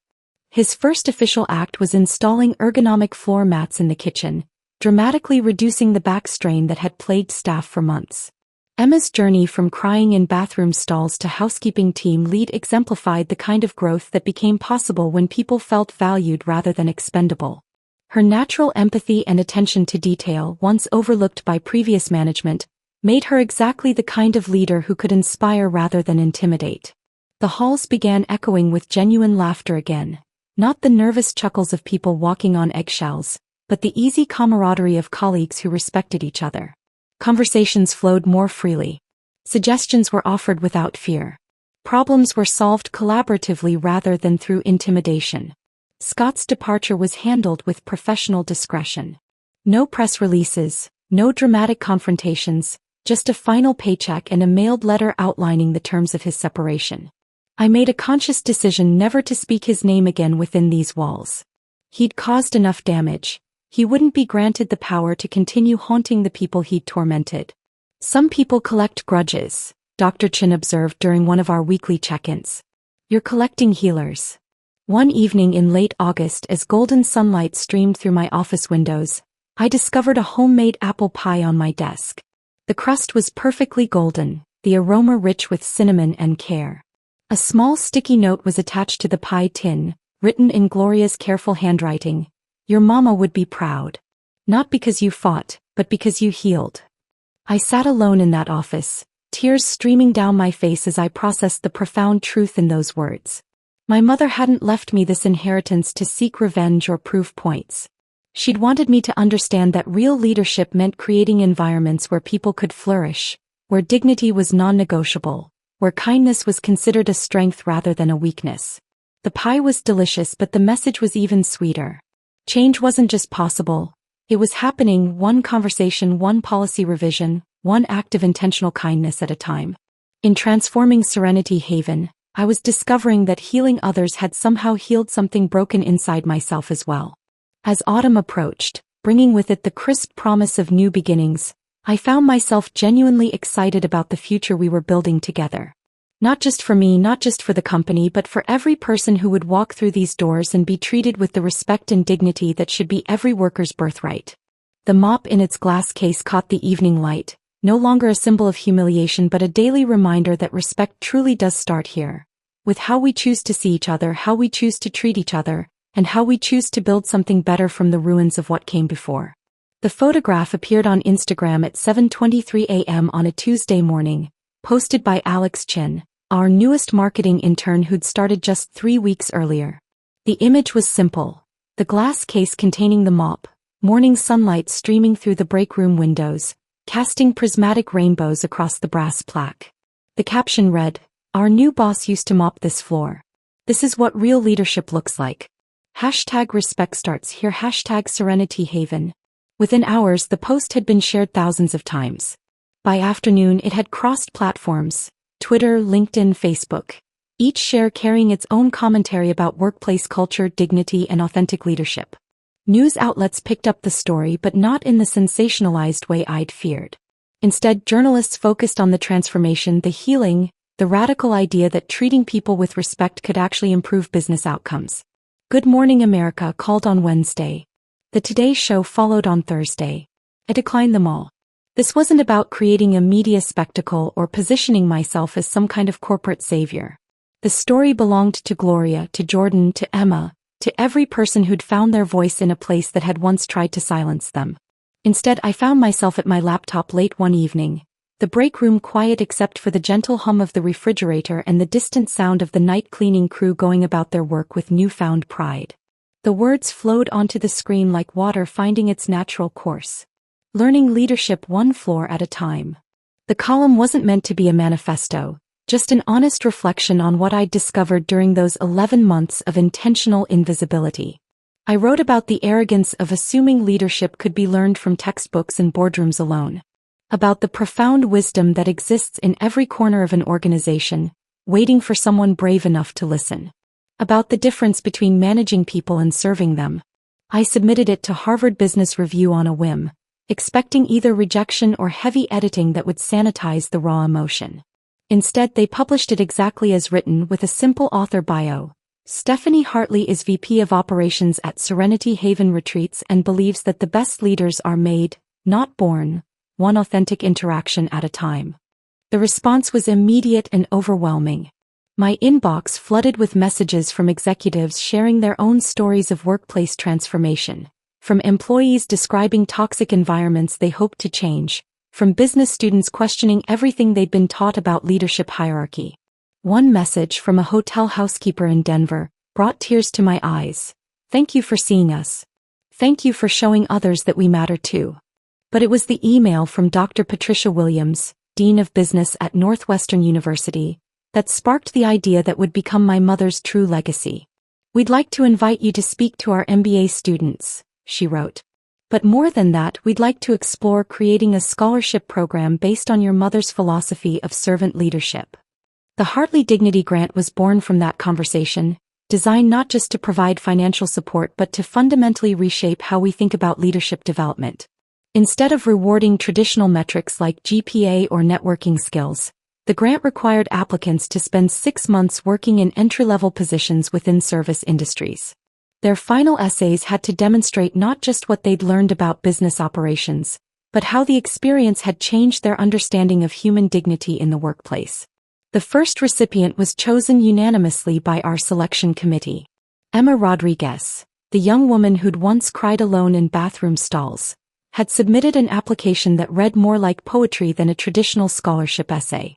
She wrote about the power of small kindnesses, about leadership as healing rather than conquering, about her dream of opening her own hospitality business where every employee would be treated as family. The award ceremony took place in the same break room where her journey had begun, with Gloria presenting the check while Jordan operated the camera and Marcus, transformed by his own quarterly shadowing experience, provided homemade cupcakes that had become his signature contribution to office celebrations. "This isn't just money for school," Emma said, her voice steady now where it had once trembled. "This is proof that pain can become purpose, that the worst moments of our lives can become the foundation for helping others." 3 months later, I found myself standing at my mother's graveside on a crisp October morning, the kind of day she'd always said was perfect for new beginnings. The headstone was simple granite, engraved with her name, dates, and a single line: "She made spaces for healing." Fallen leaves carpeted the ground in shades of gold and crimson, and somewhere in the distance church bells chimed the hour. I knelt and placed 2 items at the base of the stone: a rolled cleaning rag, not the mop from the display case, but a fresh cloth that symbolized ongoing work rather than past trauma, and a single white gardenia, her favorite flower. The gardenia had been surprisingly difficult to find in October, requiring calls to 3 different florists before I located one willing to special order it. "I walked every step," I whispered, my breath visible in the cool air. "Just like you wanted me to. Just like you did when you were building something beautiful from something broken." The words felt simultaneously enormous and intimate, a conversation across the veil of mortality that somehow felt as natural as our talks had been when she was alive. A groundskeeper worked quietly in the distance, raking leaves with the methodical care of someone who understood that tending to sacred spaces was itself a form of ministry. He nodded respectfully as our eyes met, one caretaker acknowledging another. Monday morning found me arriving at Serenity Haven before sunrise. Not because I had to, but because I wanted to. The building felt different in those quiet early hours. Expectant, peaceful, humming with the potential energy of a place where good things were happening. I made coffee in the break room using the commercial machine that had intimidated me during my first week as a cleaner but now felt like an old friend. When Gloria arrived at her usual time, she found me sitting at our familiar table with 2 steaming mugs and a plate of the cinnamon cookies she'd mentioned liking during one of our silent lunches months ago. No cameras captured the moment. No social media posts documented our conversation about her grandchildren, her garden, her plans for the quilting class she was teaching at the community center. "You know what I love most about this?" she said, gesturing around the break room where other early arrivals were beginning to filter in, their greetings warm and genuine rather than perfunctory. "It's not that you changed everything overnight. It's that you proved change was possible at all." Through the windows, I could see Jordan consulting with a landscape architect about expanding the meditation garden, Emma training 2 new housekeeping staff with the patience and encouragement she'd once desperately needed, Marcus laughing with his prep cooks over some shared joke that would have been impossible during the regime of fear that had once governed this place.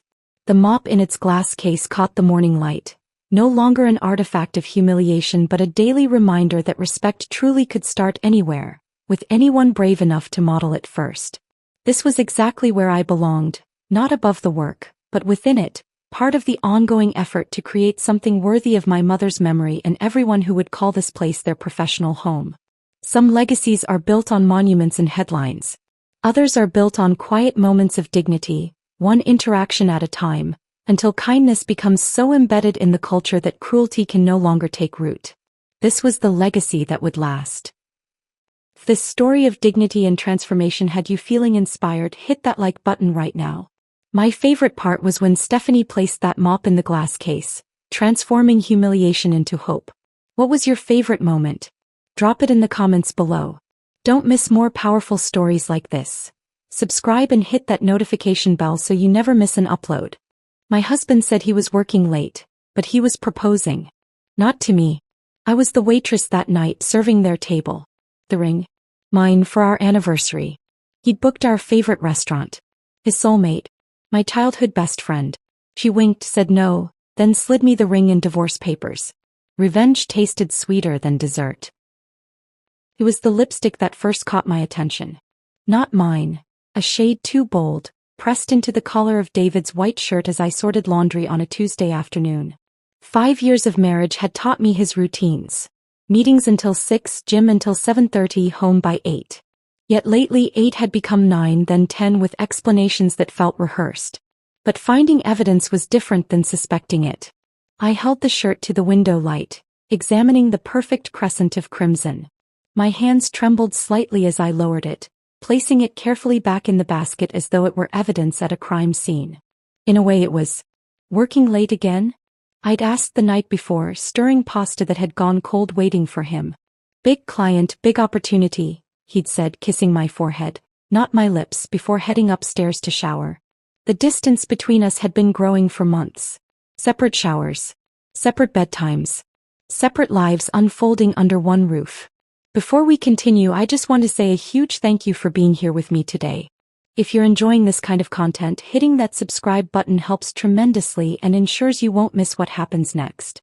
I picked up my phone, scrolling through old photos of us. Happy, connected, real. The progression was visible through the timeline. Fewer pictures together, his smile becoming practiced rather than genuine, my eyes questioning what I couldn't yet name. The phone buzzed in my hand, startling me. Unknown number. Hello. I answered, dropping the shirt back into the laundry basket. Emma? Is this Emma Lawson? A woman's voice, familiar yet strange. Yes, who's calling? It's Melissa. Melissa Carter. My childhood best friend. The girl who knew all my secrets until college pulled us to opposite coasts. The friend I'd lost touch with despite promises of forever. Melissa? Oh my God, it's been 8 years, I know. Her voice sounded different, strained, hesitant.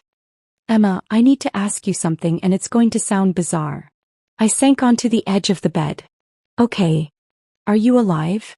The question hung between us, absurd enough that I almost laughed. Last time I checked. Why would you? Because your husband told me you died 3 years ago. Car accident. The room tilted sideways. My free hand gripped the bedspread, anchoring me as Melissa's words crashed over me like ice water. What are you talking about? I don't understand. I've been seeing someone for about 6 months. David Lawson. He told me his wife, you, died. He showed me your photo, kept face down, said it was too painful to look at. Her voice cracked. Emma, I was at your house last week.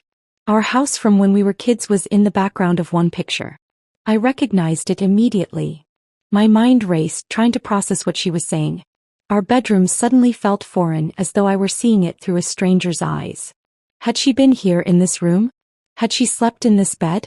You've been to our house? My voice sounded hollow, disconnected from my body. Several times. She paused, her breath catching. I'm so sorry, Emma. I had no idea. When I saw that photo and recognized your childhood home, I started digging. Found your social media profiles. You were very much alive. I stood up, suddenly needing to move. Pacing the bedroom, I caught my reflection in the mirror. Pale, eyes wide with shock. Was this the face of a ghost? A dead wife conjured by her husband's elaborate lies? Tell me everything, I said, my voice steadier than I felt. For the next 30 minutes, Melissa unraveled the tapestry of deception David had woven. How they'd reconnected at a conference in Seattle 6 months ago. A chance meeting that now seemed calculated. How he'd shared the tragic story of losing his beloved wife. How he'd gradually invited her into his life. Our house, our friends, our favorite restaurants.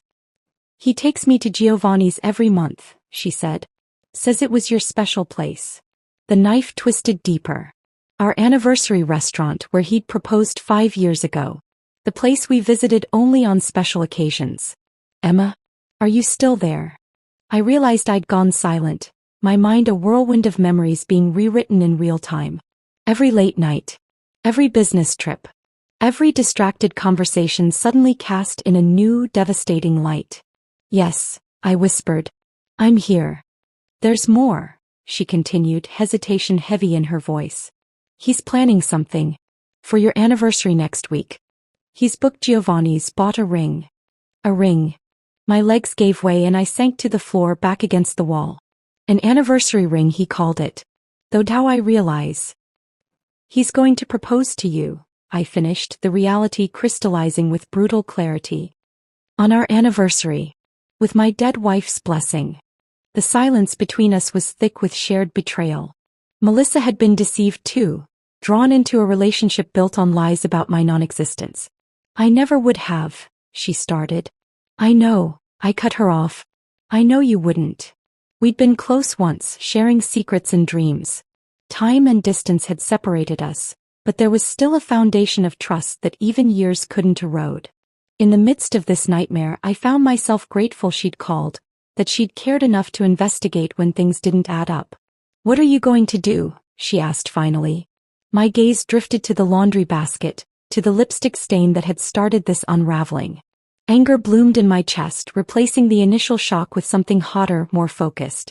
I'm not sure yet, I said slowly, an idea beginning to form. But I don't think I'll be confronting him directly. What does that mean? It means, I said, standing up with newfound determination, that perhaps his plans for our anniversary should proceed exactly as he intends. Emma. With one small adjustment, I continued, the outline of a plan taking shape. Would you be willing to help me? The pause on her end wasn't hesitation, it was recognition. You want me to go through with it? The date. The whole thing, I confirmed. Right up to the moment he proposes. And then. A calm had settled over me, the kind that comes when chaos resolves into clarity. And then we give him an anniversary to remember. Melissa's laugh was soft but determined. Tell me what you need me to do. As the sun set outside my window, casting long shadows across the bedroom I'd shared with a stranger, 2 betrayed women began to plot. The devastation remained, a weight in my chest that wouldn't easily lift, but alongside it grew something unexpected. The first embers of justice waiting to be fanned into flame. The morning after Melissa's call, I sat in my car outside Giovanni's, gathering courage. The elegant brick facade with its signature green awning had always represented celebration in our marriage. First dates, engagements, anniversaries. Now it would become the stage for its final act. I checked my phone again, rereading the reservation details Melissa had forwarded me. David Lawson, table for 2, 8 p.m. Thursday. Special occasion note, anniversary proposal. The audacity stunned me anew each time I saw it. Our 5th anniversary, transformed into his new beginning with my childhood friend, while I supposedly lay cold in a grave he'd invented. Taking a deep breath, I pushed open the restaurant door. The familiar scent of garlic, basil, and freshly baked bread enveloped me, comforting under any other circumstances. Emma. A voice called from behind the host stand. Sophia Chin, my college roommate turned restaurant manager, rushed toward me, concern etched across her face. When you called last night, I could hardly believe what you told me. Thanks for meeting me, sophomore. I hugged her tightly, drawing strength from the familiar embrace. Of course. Come to my office. We've got planning to do.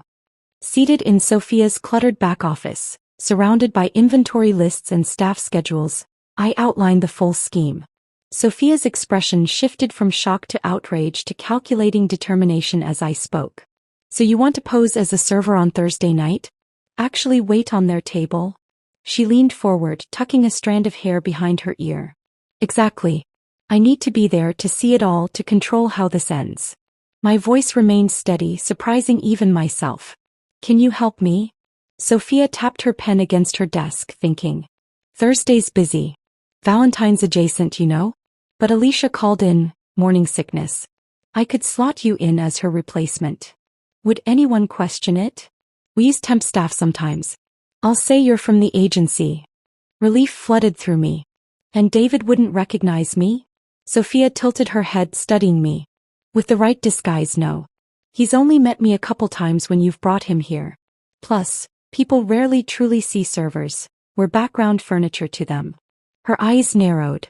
Especially entitled men like your husband. For the next hour we constructed my server persona.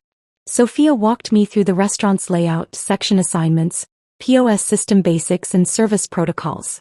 We selected a station that would place me directly responsible for table 12, David's regular table with its view of the gardens. The table where he'd proposed to me 5 years earlier.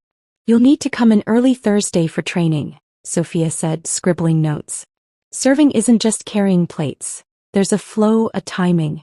You've got to learn food running positions, proper clearing technique, wine service. I'll learn whatever I need to. She handed me a folded black server uniform. Try this on. We'll need to add a name tag. What name do you want to use? I considered briefly. Claire. My middle name. While I changed in Sophia's private bathroom, my phone buzzed with a text from Melissa. Meeting with my lawyer friend in an hour. Need anything specific in the divorce papers? I texted back. Everything. The house, the savings, his beloved car. Make it comprehensive. Melissa had thrown herself into her role with surprising enthusiasm. Perhaps her own sense of betrayal fueled her commitment to our plan. She'd spent yesterday photographing text messages, recording their recent phone call where he mentioned his late wife's anniversary, and collecting evidence of his deception to both of us. Back in Sophia's office, now wearing the crisp black shirt and pants of Giovanni's waitstaff, reality settled heavily on my shoulders. I stared at my reflection in Sophia's decorative mirror, barely recognizing myself. You'll need more disguise elements, Sophia said, joining me at the mirror. Hair up instead of down, glasses maybe, subtle makeup changes. Will it be enough? She squeezed my shoulder. People see what they expect to see. He's not expecting his dead wife to be serving his carbonara. As I changed back into my clothes, Sophia outlined the week's training schedule, culminating in Thursday's service. The precision of the plan comforted me. Clear steps forward when everything behind me had crumbled. What about your absence at home? Sophia asked as we walked to the front of the restaurant. Won't he wonder where you are Thursday night? Already handled, I replied. I told him yesterday I'm visiting my sister in Portland for a few days. He seemed relieved actually. More time with Melissa, I suppose. The scumbag. Sophia shook her head in disgust. I hugged her goodbye, our plan solidified. Over the next 3 days, I divided my time between clandestine training sessions at Giovanni's and secret meetings with Melissa. Together we built our case and crafted our confrontation line by line. Wednesday evening found us in Melissa's apartment, surrounded by legal documents and rehearsal notes. Her lawyer friend had prepared devastating divorce papers, meticulously documenting David's infidelity and financial misdeeds, like the anniversary ring purchased with our joint savings account. Are you sure about tomorrow? Melissa asked, her voice gentle as she passed me a glass of wine. We could still confront him directly. Less theatrical but maybe easier on you. I shook my head. He needs to feel what I felt. Public humiliation, total shock. To have his carefully constructed world collapse around him. I sipped the wine, steadying myself. Besides, I've already put in too many hours learning how to carry 3 plates at once. Melissa laughed, breaking the tension. Your tray technique has improved dramatically. Later that night, after reviewing our timing once more, We stood before her living room mirror for a final dress rehearsal.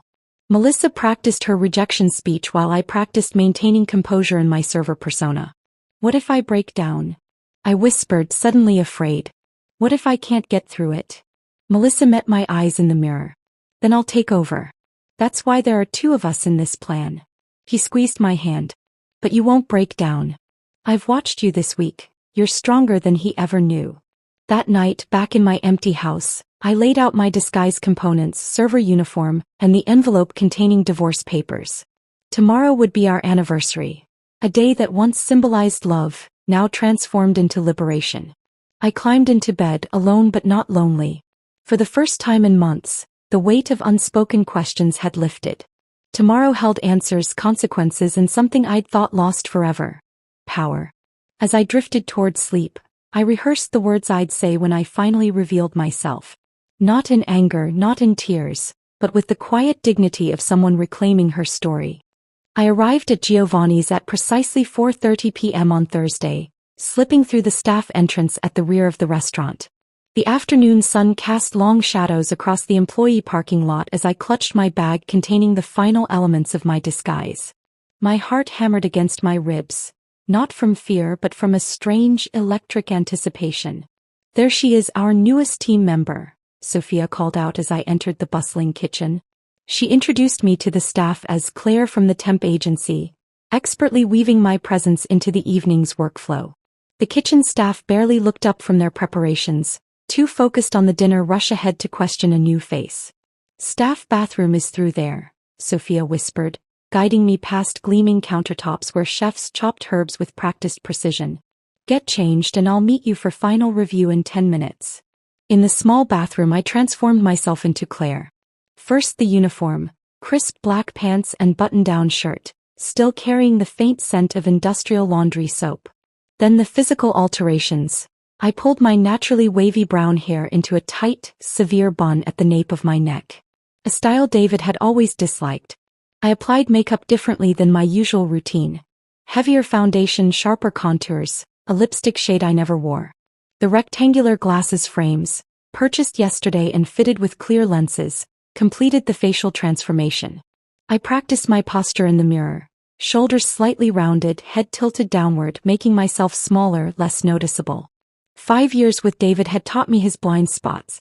He noticed beauty, confidence, assertion. He overlooked meekness, servitude, efficiency. I would hide in plain sight within his perception filters. Impressive, Sophia said when I emerged. Your own mother might not recognize you.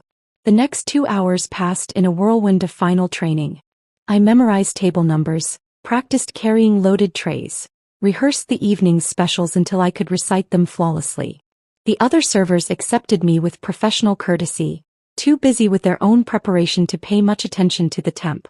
Marco, the veteran waiter assigned as my shadow, walked me through final service protocols. Remember, at Giovanni's we're invisible until needed. Anticipate, don't interrupt.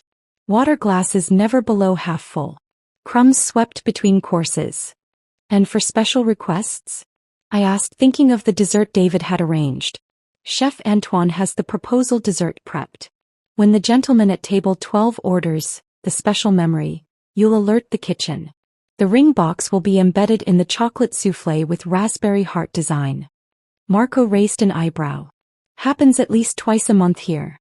At 7:30 the first dinner guests began arriving. I shadowed Marco through initial services, my movements becoming more natural with each table. The weight of the loaded tray balanced more comfortably on my palm, the choreography of service flowing through me as though I'd done it for years rather than days. You're a natural, Marco commented after watching me serve a four-top without hesitation. Table 12 is in your section now. They're due at 8. At 7:55 I positioned myself near the host stand, polishing already spotless glasses as I waited. The moment stretched taut as a wire. Then the door opened. David stepped into the restaurant and something cold washed through me. He looked devastating in a charcoal suit I'd never seen before, his dark hair freshly cut, shoes gleaming. More polished than he'd been for our anniversary dinner last year. The hostess greeted him warmly. A returning guest, a valued customer, and he chatted with practiced charm as he checked his reservation. Behind him, Melissa entered wearing a deep blue dress that complemented her eyes.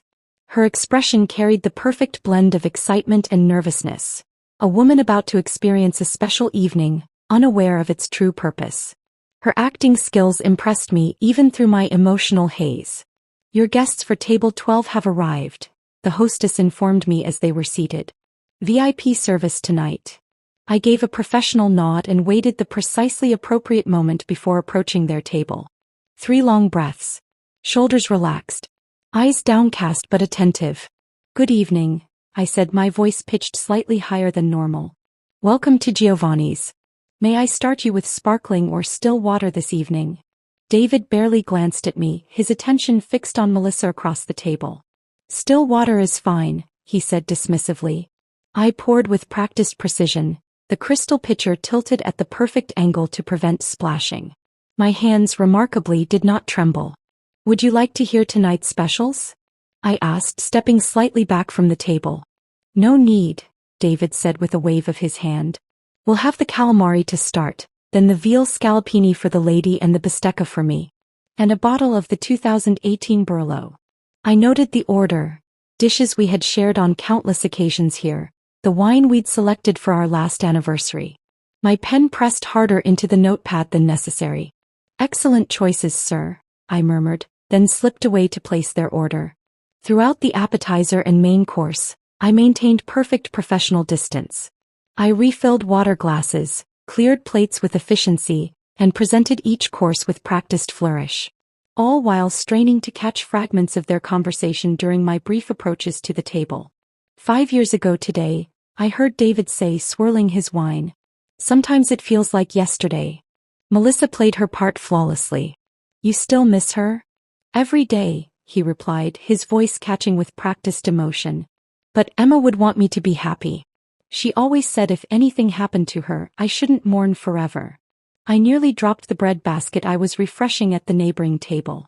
Words I'd never spoken, emotions I'd never expressed, a blessing I'd never given. All fabricated to serve his narrative. "She sounds like she was an amazing woman," Melissa said, her eyes briefly finding mine as I passed near their table. "She was my soulmate," David continued, reaching across to take Melissa's hand. "Until I met you. It's like the universe gave me a second chance at that same connection." As I delivered their second glass of wine, I caught more. Plans for a summer home on the coast, talk of children's names, a future built on the ashes of his fictional past. With each overheard snippet, my resolve strengthened. This wasn't just about ending my marriage. It was about stopping the continuation of a life constructed entirely of lies. As they finished their main course, I approached to clear their plates. David's hand suddenly caught my wrist. The first time he'd touched me in days, though he didn't know it. "Excuse me," he said, still not really looking at my face. "I've arranged for a special dessert. Could you tell the kitchen it's time for the special memory?" I felt Melissa tense slightly across the table. "Of course, sir," I replied, my voice steady despite the thundering of my heart. "I'll alert the kitchen immediately." In the service corridor I paused, leaning against the wall. Just beyond these swinging doors waited the climax of our plan. The moment when the server would become the served. When the woman he'd buried would rise to reclaim her life. I caught Sophia's eye across the kitchen and gave a small nod. She immediately approached Chef Antoine, speaking rapidly as he nodded and reached for the prepared dessert box. The one containing both chocolate soufflé and divorce papers. It was time. Chef Antoine handed me the covered silver dessert dome with ceremonial gravity. Beneath it lay not just the chocolate soufflé with its hidden ring box, but also a sealed envelope containing divorce papers, discreetly tucked beneath the dessert plate. The weight of it in my hands felt significant, heavier than mere metal and pastry should be. "For table 12, he said with a conspiratorial wink. "Another happy couple." If only he knew. Sophia appeared at my elbow, her eyes questioning. "Ready?" I nodded, adjusting my grip on the tray. "As I'll ever be." "The staff knows something's happening," she whispered as we moved toward the swinging doors. "Not the details, but they're prepared to be discreet whatever unfolds." The restaurant had reached that perfect dinner service hum. Conversations blending into a pleasant murmur, silverware clinking against fine china, wine being poured into crystal glasses. A soundtrack for special moments. For proposals. For endings. I pushed through the kitchen doors, tray balanced perfectly on my upturned palm. Across the dining room, David sat up straighter, nudging Melissa's foot under the table. He straightened his tie, cleared his throat. The universal gestures of a man preparing for a momentous act. Almost showtime, I heard Marco murmur to another server as I passed. With measured steps I approached table 12. David's eyes flicked toward me, then back to Melissa, his attention focused entirely on his performance. He didn't even notice when I placed the covered dish precisely in the center of the table. "Your special dessert, sir," I said, my voice steady. "Perfect timing," David replied, reaching for Melissa's hand across the table. "Melissa, these past 6 months have been the happiest of my life since I lost Emma." I remained at the table side, deviating from server protocol. David didn't notice, too consumed by his moment. "I never thought I'd find love again after my wife died," he continued, his voice thick with manufactured emotion. "But sometimes the universe gives us second chances." I watched Melissa's face, the perfect blend of surprise and growing understanding. We'd rehearsed this, but her performance exceeded my expectations. David stood, then lowered himself to one knee beside the table. A woman at the next table gasped, nudging her companion. Nearby conversations quieted as the familiar tableau of a proposal unfolded. "Before I open this," David said, gesturing to the covered dish, "I want you to know that I've thought about this moment for months. The day I met you at that conference, something clicked into place." The irony of his words twisted inside me. He'd used almost identical phrasing when proposing to me 5 years ago at this very table. "My late wife and I used to come here for special occasions," he continued. "Our anniversary, her birthday. I know she would approve of me finding happiness again, especially with someone as special as you." Melissa's eyes flicked briefly to mine, then back to David. On cue, she gently withdrew her hand from his. "Before you continue, David," she said, her voice gentle but firm, "there's something I need to tell you." Confusion flickered across his face. This wasn't in his script. "I know about Emma," Melissa said simply. "Of course you do," he replied, uncertainty creeping into his voice. "I've told you about my late wife." "Not your late wife," Melissa interrupted. "Your current wife. My childhood best friend. Who is very much alive." David's face drained of color. "What are you talking about?" "I recognized her childhood home in a photo at your house," Melissa continued calmly. "It seemed odd that your late wife grew up in the same house as my friend Emma. So I did some research." David rose unsteadily to his feet, his proposal forgotten. "Melissa, I don't understand." "Let me help you understand," I said, finally speaking in my natural voice. David's head snapped toward me, his eyes widening as I slowly removed my glasses, unwound my tightly pinned hair and straightened my posture. Recognition dawned in his eyes like a terrible sunrise. "Emma?" he whispered, horror spreading across his features.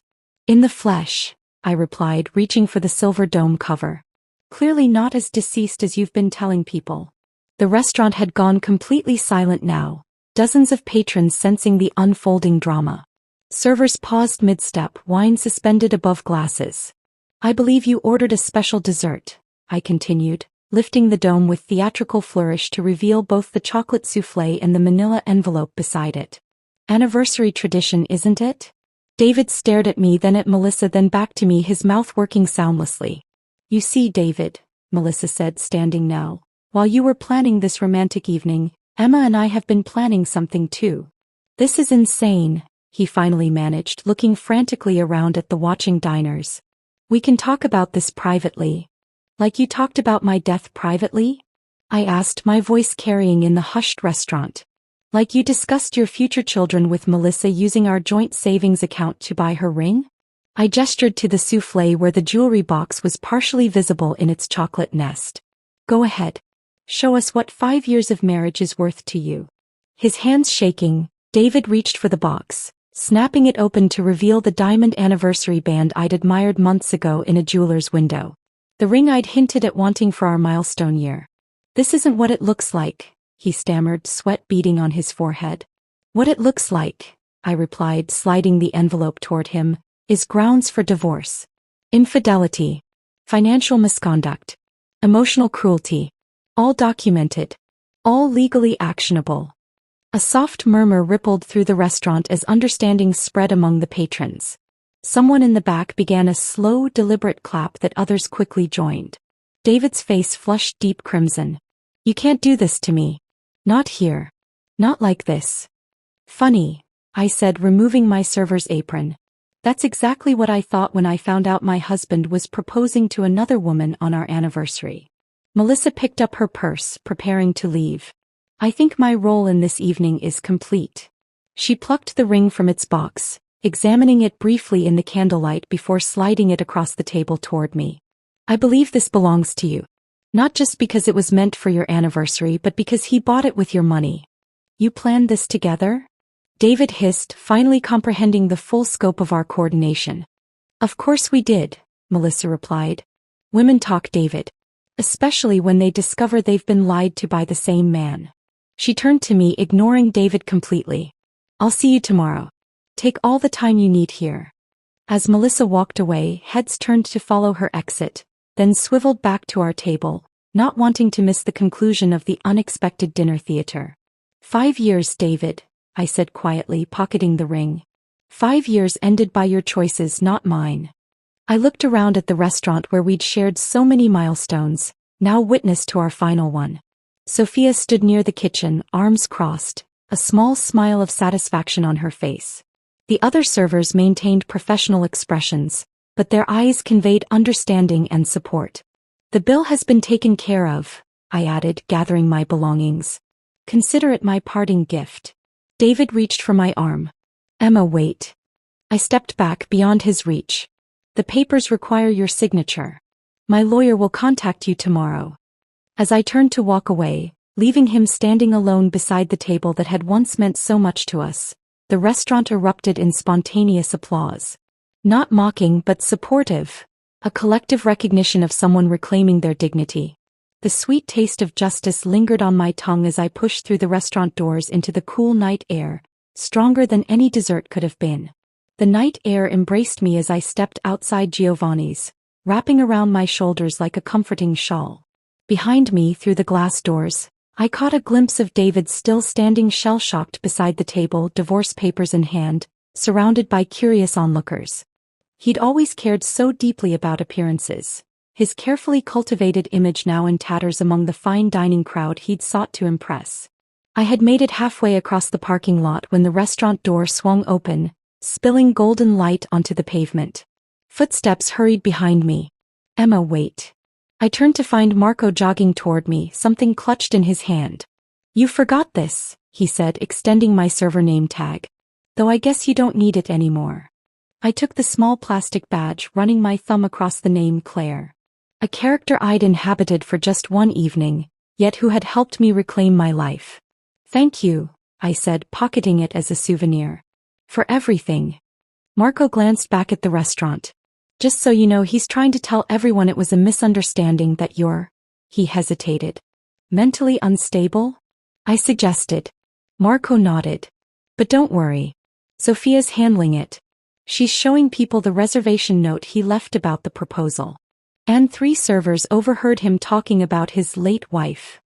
He smiled slightly. "Restaurant staff see and hear everything, you know." "I'm learning that," I replied. "Anyway," Marco continued, "the ladies at table 14 want to buy you a drink. And Mr. Rossi at the bar asked if you need a good divorce attorney. Apparently he's one of the best in the city." A surprised laugh escaped me. "Tell them thank you, but I have somewhere to be." As I drove across town, my phone buzzed with a text from Melissa. "Already at your place. He's called 4 times. I didn't answer. 20 minutes later, I pulled into the driveway of what had been my marital home for 5 years. The lights glowed warmly from within, and Melissa's car sat in the visitor spot. For a moment, I sat motionless behind the wheel, processing the enormity of the evening. The confrontation was over, but the aftermath was just beginning. Inside, I found Melissa in the living room, surrounded by neatly packed suitcases and boxes. "I thought you might not want to stay here tonight," she explained, gesturing to the luggage. "Or any night, really." I looked around the space that had once been my sanctuary, now transformed into a crime scene of betrayal. Family photos on the mantel. The throw blanket I'd knitted during our first winter together. David's book on the coffee table, his reading glasses folded neatly beside it. Each item now carried a double meaning, a shadow history. "You thought right," I said, overwhelmed by her thoughtfulness. "But how did you?"